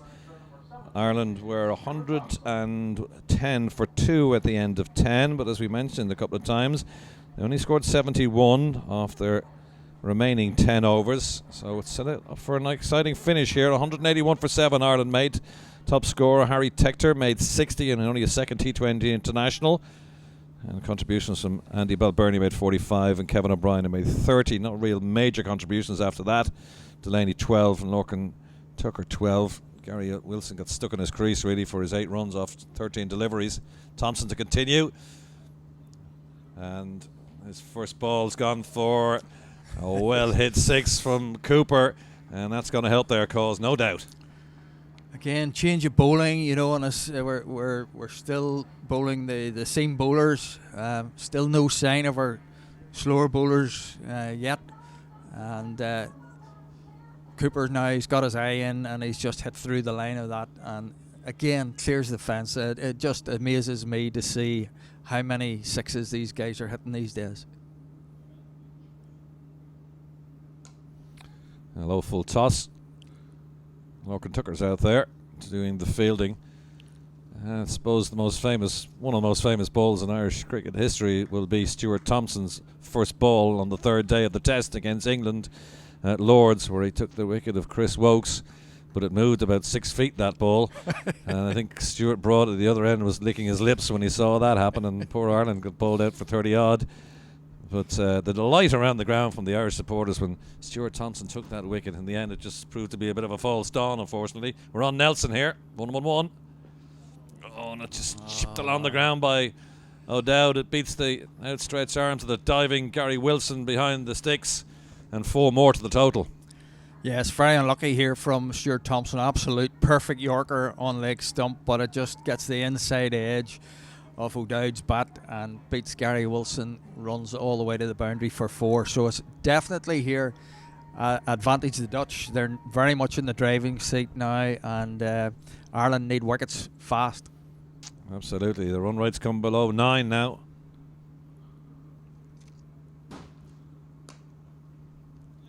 There's 2 down there. Gareth Delaney.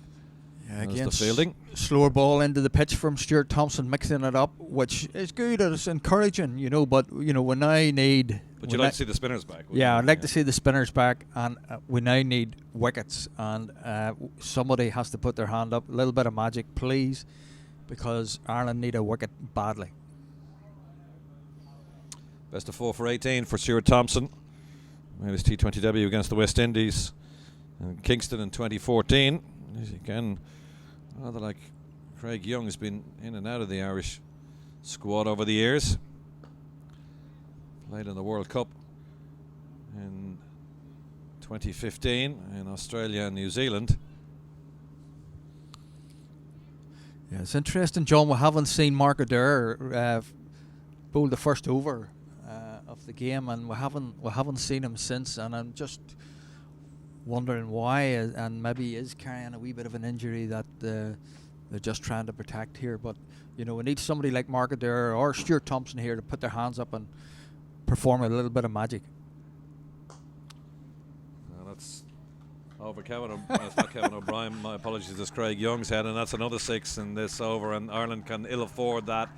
Thompson's first ball of the over went for 6, and now the last ball of the over goes for 6 as O'Dowd takes himself past the half-century mark onto 54 off just 38 deliveries. Yes, again, another 6 out of the middle of the bat. Everything just seems to clear the ropes to these guys. But again, it was in the slot there.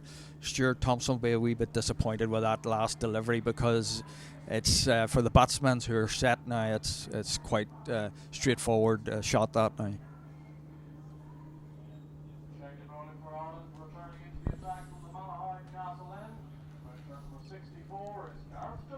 And you got your wish. You do see the return of spin. Gareth Delaney now from the Malahide Castle End, bowling his leg break googlies. Yes, I mean, it's difficult for Gareth Delaney bowling to the left-hander. You know, the ball turning in a wee bit. There's not a whole lot of turn out there, but it's gone in a wee bit to the left-hander. a wee bit easier for him to hit it. It just might take the pace off the ball as well, because, as you mentioned, with the faster bowlers trying to dig it into the pitch as well, it really is helping these two Dutch batsmen to fill their boots, and maybe just taking the pace off the ball may help Ireland defend this total. But it's now below 8.5 runs and over required, 58 needed for victory. And you think at this point, with the 9 wickets in hand, they should go on to do it easily enough. That's in the air, thumped in the air by O'Dowd. Well, taking the pace off the ball is actually no good for Ireland so far. A couple of sixes against Stuart Thompson in his previous over, and another maximum this time from O'Dowd. Yeah, it's a poor delivery from Gareth Delaney halfway down the wicket. That's bread and butter for these guys. And again, another six, clears the ropes comfortably. It's not even that it's just clearing the ropes. It's going over the ropes, over the sponsored boards, out of the ground. Better ball, better fuller ball as well. Just forces that down back into his crease, tries to punch that away into the offside. Yes, that's a far better length and a decent pace as well coming through. Not a lot the batter can do with that type of delivery. That's another ball is way too short, and that gets the treatment it deserves. Any club cricketer would have hit that for 6. That's a poor ball. Yeah, poor delivery, and Ireland really can't afford this. At the minute, the run rate is tumbling down. It's now about 7 and over, just over 7 and over. So, you know, the Dutch very firmly in command here. Ireland are going to need a little bit of a miracle here now to pull this one back out of the fire. I think the miracle is like Slim. It's left town. 46 they require now. These two look well set at the crease here, hitting the ball to the boundary when they need to with the bad balls, and they can just work the ball around the ground as they need to and just take the singles when they can. Looking very good, Nick, here. Working in tandem, very little between them. O'Dowd on 67, Cooper on 64, and they came together with the fall of the very first wicket after Bostolita was out for a duck to Adair. Again, that's short, but I think that was on purpose because he saw Cooper coming down the track. Yes, so look, a great partnership here for the Dutch. Both Cooper and O'Dowd have just absolutely played beautifully. Any bad balls? 14 down, 138 for 1.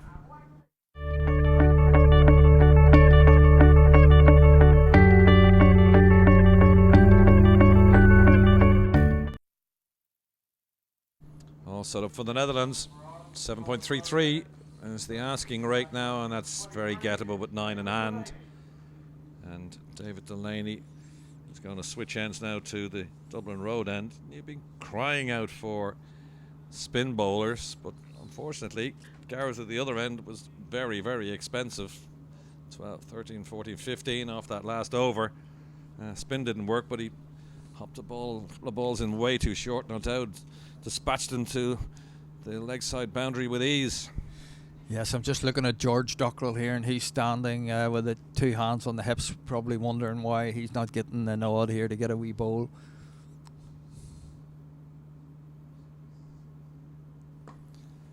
It's better ball, much fuller. I mean, the two guys have batted really well, and any bad balls that Ireland have bowled, they've hit them for 6. They haven't hit them for 4. They've hit them for 6. But that sort of reflects how bad the balls have been, that they can do that, So some of the Irish bowlers will be a wee bit disappointed as to the way the day has gone for them so far.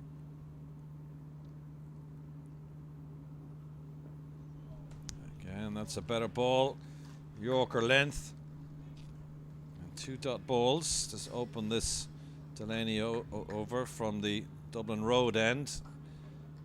But they're going to have to get a lot more than that if they're going to force the Dutch into what could be a tight ending to this game. They're in the box seat, just over 7 runs and over required. Every dot ball is precious from Ireland's point of view. It's a diving attempted catch from the substitute Simi Singh. Got one hand to it. They run through for a single, but that would have been a terrific catch from Singh. What an effort by Simi Singh. Full toss, scooted off the bottom of the bat.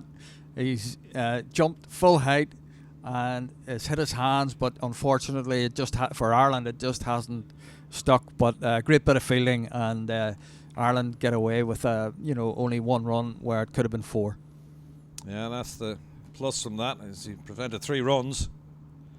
That's a ball dug into the pitch, didn't come up very high. O'Dowd's able to swat that away. And this is a better over from that's the old Delaney. That's the old slower ball bouncer, which has become reasonably popular now and deceives the batsman, it has to be said. It's a good delivery of his bowl well. But David Delaney can be very proud of his efforts here today. You know, he's only gone for 20 runs. No wickets yet in the wickets column, but he's got 2 deliveries to sort that out. That's whipped away, and that should go for 4.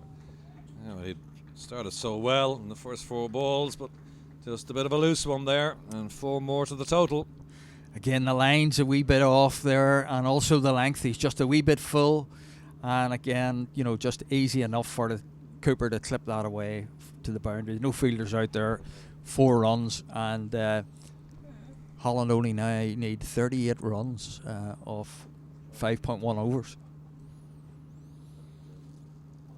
Well, these 2 are here. That's very gettable. Cooper on 70 facing. Big tall giant of a man as we end the 15th over.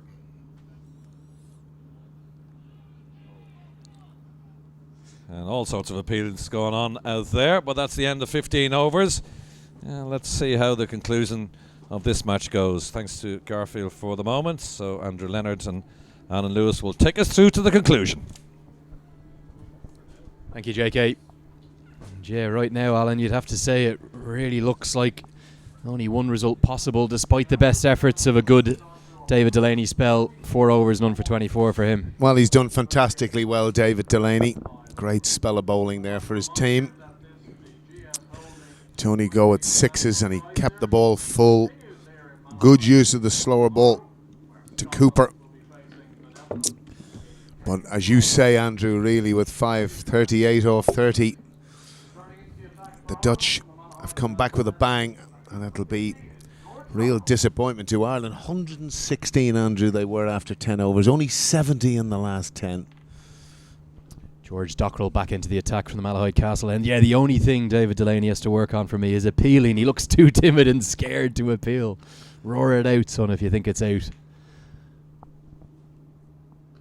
George Dockrell comes into the attack and he finds a wicket. It was flat, it was quick, it was short, and all Max O'Dowd can do is help it round the corner to Craig Young.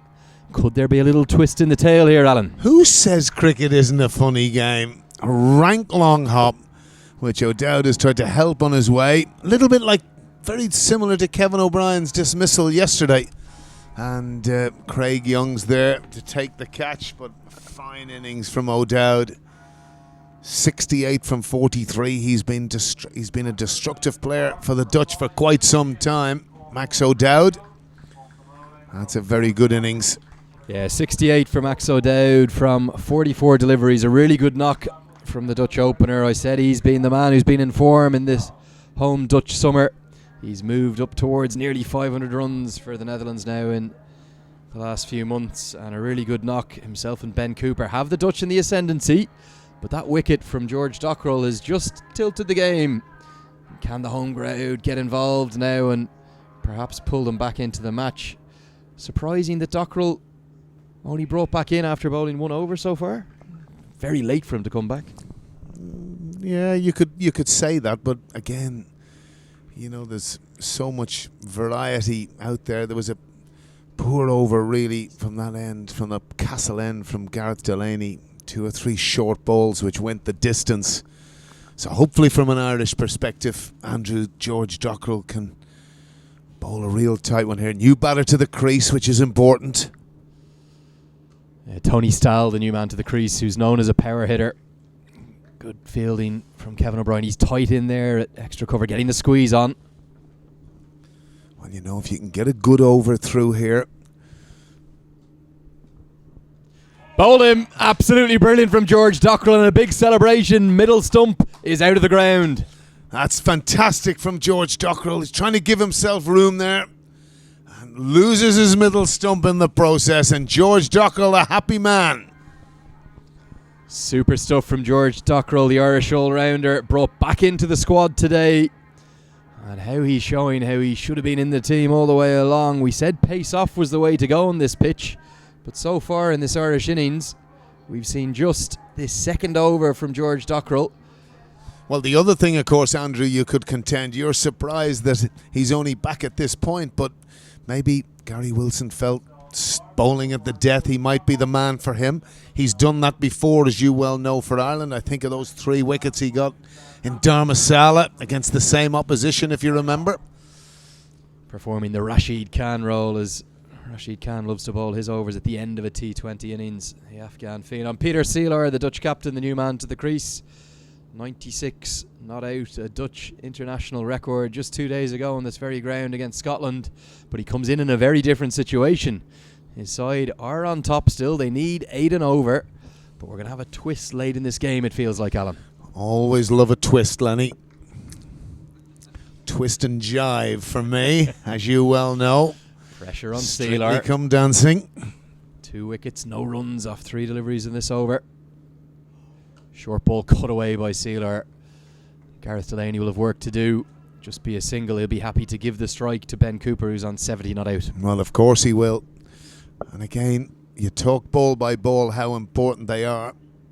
In this format of the game, they're very important. And interestingly now, Gary Wilson, long discussions, both extremely experienced players for Ireland. And there's 2 ways you can look at this, Andrew. If Cooper was to go now, it's nearly advantage Ireland. Flat again from Dockrell. Angled into the pads of Cooper, who can only get it away for the single. Gareth Delaney again doing the fielding. George Dockrell's Leinster Lightning and Leinster Cricket Club teammate. Really good over this from George Dockrell. Left arm orthodox. Fantastic over indeed. Showing all his experience here, George Dockrell.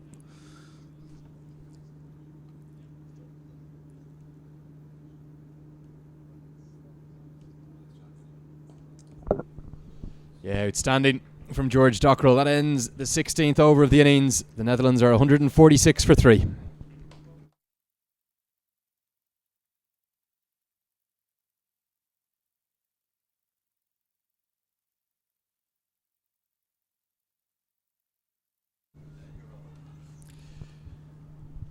Here's the bowling figures for the Irish side so far. 4 overs remain in the innings, and Mark Adair bowling just the 1 over. I just wonder, is he carrying a niggle? 1 for 3 for him. The other 2 wickets falling in the last over of the game, both on 144. 2 for 10 for Dockrell.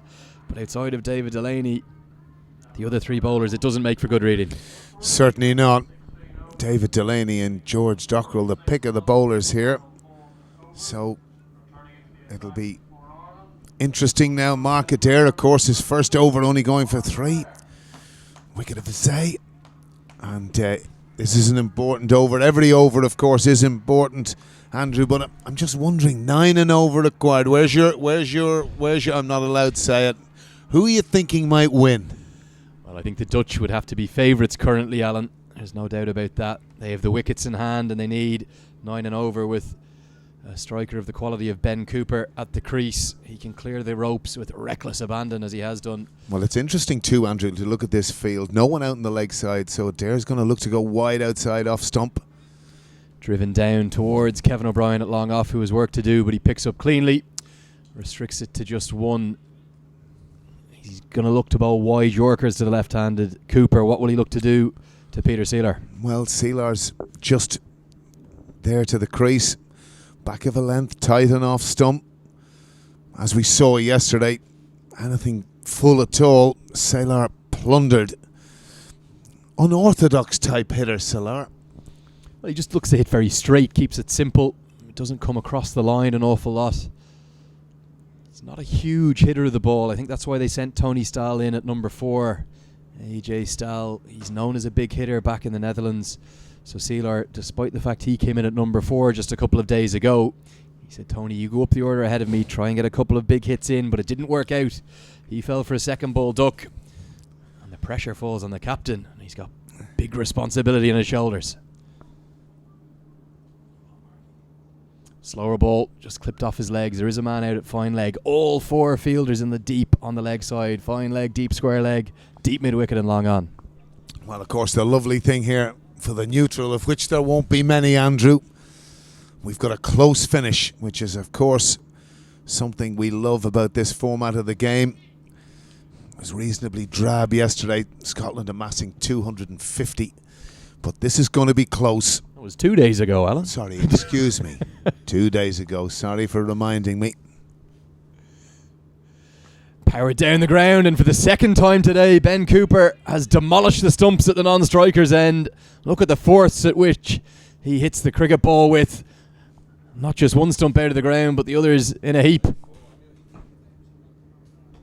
The best fielder in the ground, Alan Lewis. The stumps at the non-striker's end. Certainly have today, and of course, we're very used to Bruce Oxenford wearing that artillery arm guard, the whole 9 yards, helmets in BBL. The world's gone crazy. I did ask Alan Neil after the opening game of the tournament where Scotland did make that 252. He said he felt like he needed a helmet at times when George Munsey was really ticking and Kyle Coates. Only 3 singles off the over so far. The Dutch need a boundary. Slower ball bouncer dug into the pitch, and not for the first time the batsman having to wait an eternity for that to arrive, and all they can do is pull it away for 1. Good work from Mark Adair. And that was a good slower ball bouncer because Andrew was nice and high. That's the difference. We saw one bowl to Lorcan Tucker earlier. You had to wait. You could almost count the seconds that it took to get to him. It's on the way down. A good variation from Mark Adair. 32 to win now. 20 deliveries remain in the innings. Full wide outside the off stump and 2 wide. Signalled wide by the standing umpire, Rizwan Akram. Well, the only thing is I don't mind Mark Adair trying that. It's the right idea. You can see that field, Andrew. We've got square cover on the boundary. We've got third man in on the edge of the circle and another in kind of a no man's land position. George Dockrell, that is. Like a square point, square backward point. Square almost. backward point it is. Full edge, and that's going to be 4. Third man is in the circle, as Alan Lewis just said, and all Andy Balbirnie can do is take a long trudge and go and collect that ball from the Turkish Airlines boards. Yeah, very difficult there. Unlucky really for Mark Adair, but to be honest with you, it's a full toss. Not a great delivery, but to be hit there, you feel a wee bit disappointed, but again, this ball now becomes very important indeed. 9 runs from the over so far. That's exactly what the Dutch needed. So they have a free bonus ball, a Brucey bonus, the final ball of the over.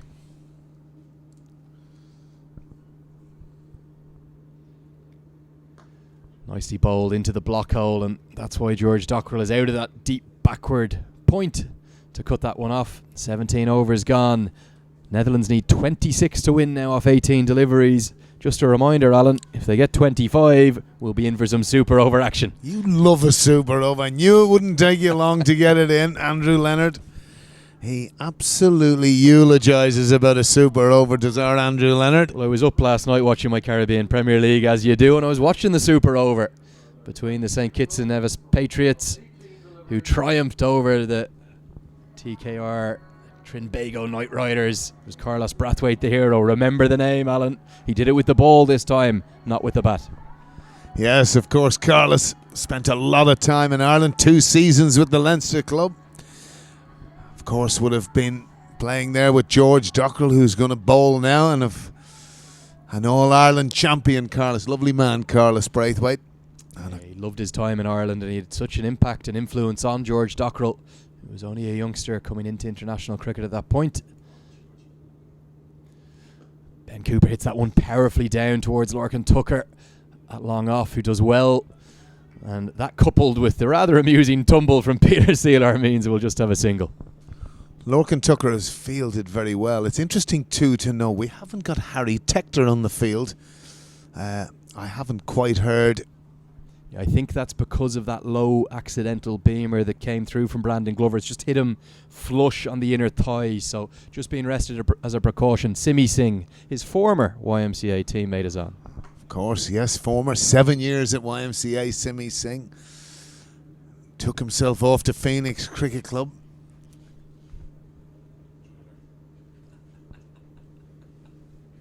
Simi Singh at backward point on as a subfielder. Nicely played by Sealer. He's happy to give Cooper the strike, and that's because it's the left arm spin will be coming in to the left-hander, and he's going to back his big tall number 3 to clear the ropes on the leg side. Well, that's very clever cricket from the captain. That's exactly what he should do. Doesn't have to do any histrionics. If a man on 79 now from 52 deliveries, Ben Cooper, he's played beautifully. Nicely bowled by George Dockrell, but well dealt with by Ben Cooper. It was wide outside the off stump, not allowing Cooper to access his favourite leg side, and that odd fielding position you described of a deep backward point on the rope has cut off the boundary. Just a single to the total. Well, I think Ireland have done well to Ben Cooper of late. They've gone with his wide philosophy, making him reach.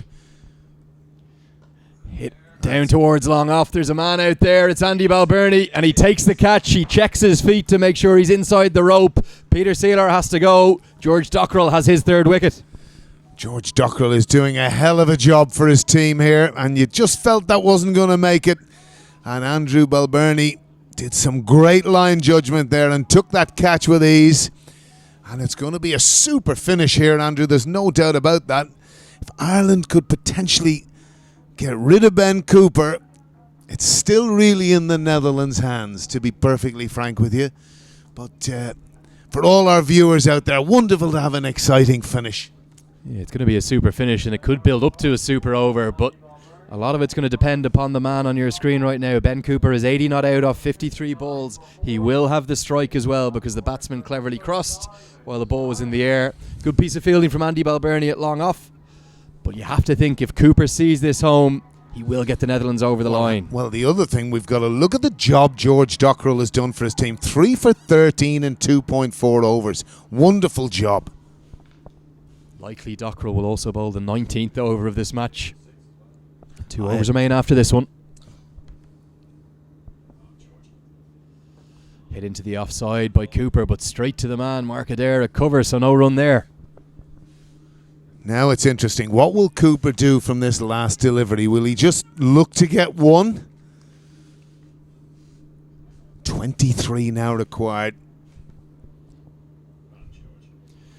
Hit it over the offside. There's his man out there. He's going to have a lot of work to do, and he will chase in vain because Cooper doesn't look for the single. He decides that the Netherlands need the boundary, and that brings the required total down to 19 from the final 2 overs. Good shot, that.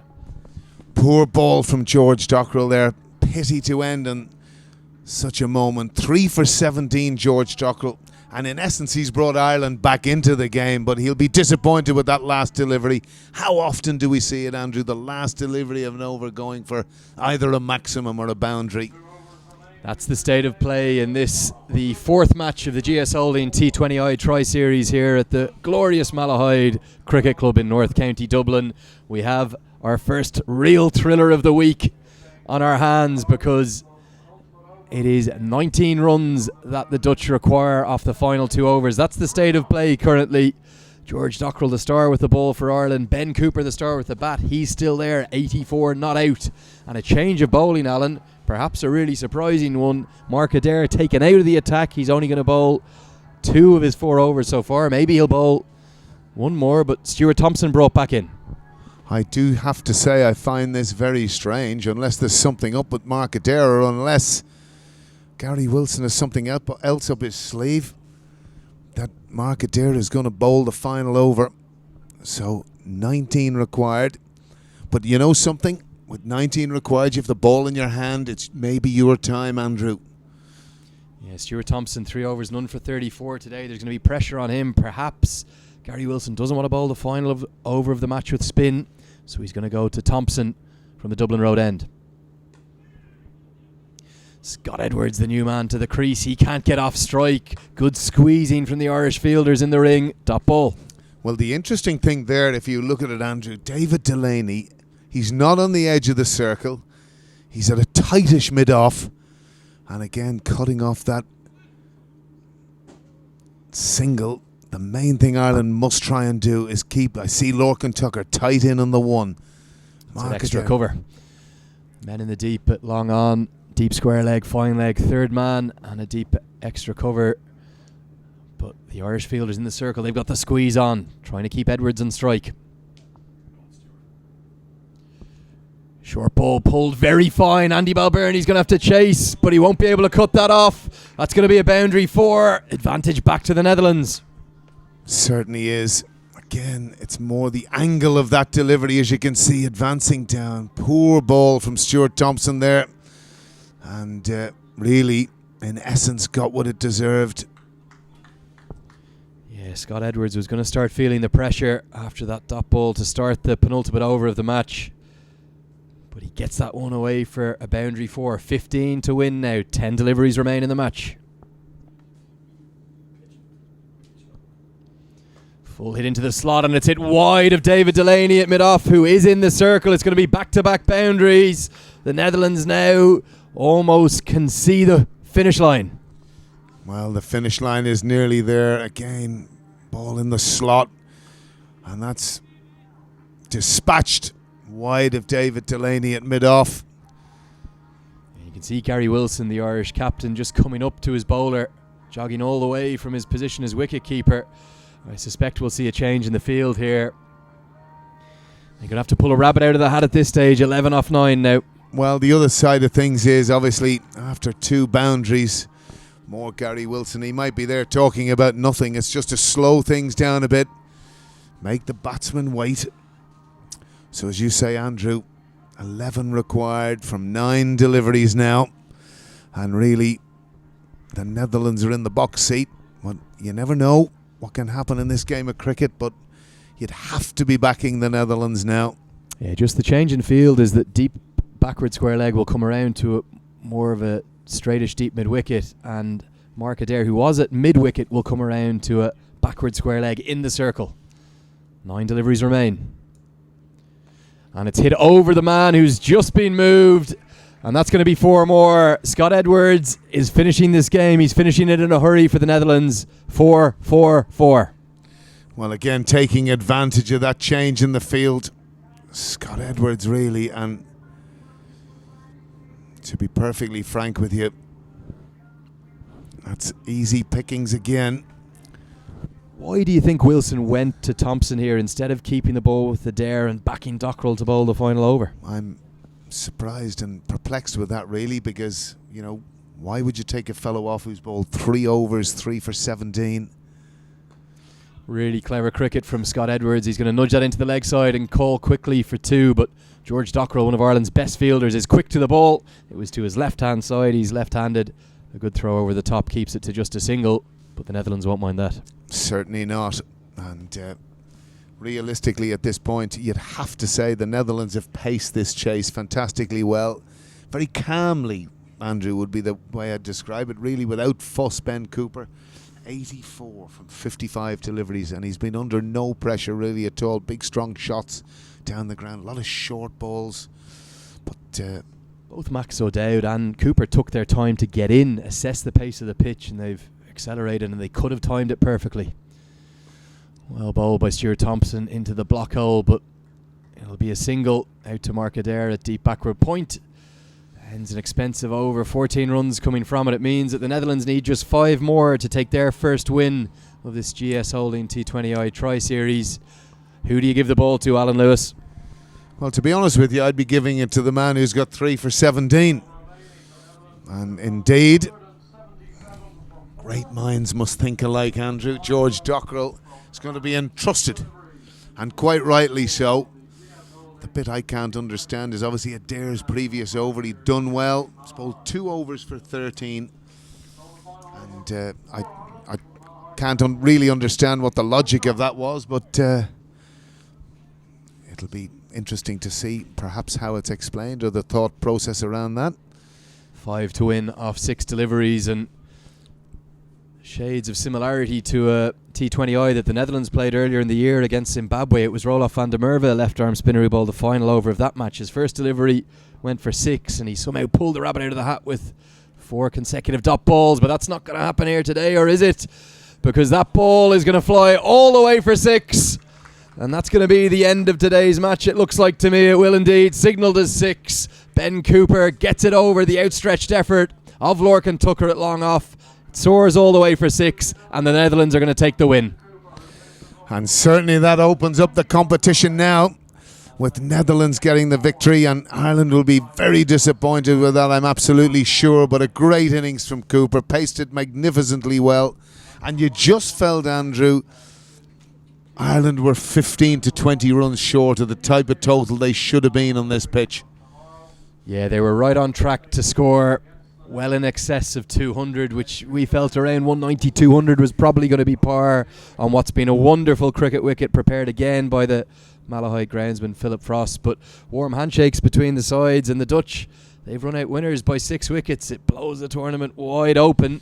All 3 sides going into the final 2 games can still win this tournament. Well, it just shows you, Andrew, you can't take your foot off the pedal in this format of the game. And Ireland did that in the middle of their innings. And again, they've suffered as a result, because as you quite rightly say, 190 certainly was about par on this. But at a stage of 116 off 10 overs, only 70 runs off the last 10 overs, was probably the crucial difference, because the way Ben Cooper has paced that innings, he played absolutely beautifully. And as you quite rightly said, there was no panic at the beginning. They took their time because they knew it was within their grasp, and it certainly was. And there goes Ben Cooper now, quite rightly, to the huge excitement of the home team. They'll be absolutely delighted with that win. Yeah, Ben Cooper leads the Dutch side off 91 off 56 deliveries for him, 5 fours and 7 maximums, including the final ball of the match, which just evaded the outstretched arms. Handshakes between the sides in the late afternoon sunshine here at Malahide Cricket Club in the Netherlands. They've run out, I think, deserving winners by 6 wickets, Alan. Yes, you're absolutely right. I think there was some outstanding performances from an Irish point of view. Harry Tector, in only his second international, 60 from 40, but the real bright spark was David Delaney. 4 overs, whilst he got no wickets, he bowled with great control, only went for 24 in his 4 overs, but you're absolutely right. For the way they paced this innings, the way they went about their business, you've got to take your hats off to the Netherlands, and it's opened up the tournament fantastically well now. That's the batting card, 183 for 4, so the Dutch win by 6 wickets with 5 deliveries to spare. Ben Cooper, the star of the show, but Max O'Dowd, a half century for him as well. 68 not out off 44 deliveries, and a nice little hand, a nice cameo from Scott Edwards, 13 off 5. Some surprise in these Irish bowling figures. Thompson Young and Gareth Delaney not having good days, but good performances from Adair, David Delaney and George Dockrell. Well, the surprise package there, if you look at it, is Mark Adair has bowled 2 overs. He's bowled 2 overs for 13. His second over, which was the 17th, was again a good over, and strangely he didn't bowl a third one. And it's interesting to watch a reasonably forlorn Graham Ford making his way to Phil Frost, the groundsman. But that was the strange piece for me. The plus points, of course, the performance of George Dockrell and David Delaney. And again, if we are to summarise, the Netherlands fully deserving of their victory, Andrew.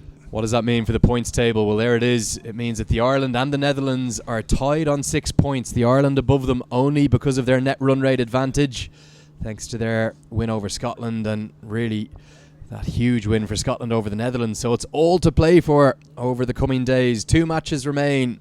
Tomorrow, it's the clash of the 2 neutral sides, Netherlands against Scotland. The Dutch will need to win to go to the top of the table. Otherwise, it will be essentially a grand final, winner takes all, between Ireland and Scotland on the final day. Well, of course, that's what the neutral will want. They like Scotland to beat the Netherlands tomorrow and then to bring us to a finale on Friday, which would be fantastic. We've enjoyed wonderful sunshine here. We hope you, all the viewers around the world, have enjoyed the production. And it's certainly goodbye from me, Andrew. Yeah, that's the final match summary. The Dutch win by 6 wickets. That 144-run partnership between Ben Cooper and Max O'Dowd proving the difference. They run out ready winners. Tomorrow, it's Netherlands against Scotland. It's a 1:30 p.m. start local time in this GS Holding T20I Tri-Series. We'll be on air from about 1:15 p.m. Join us tomorrow on Cricket Ireland TV.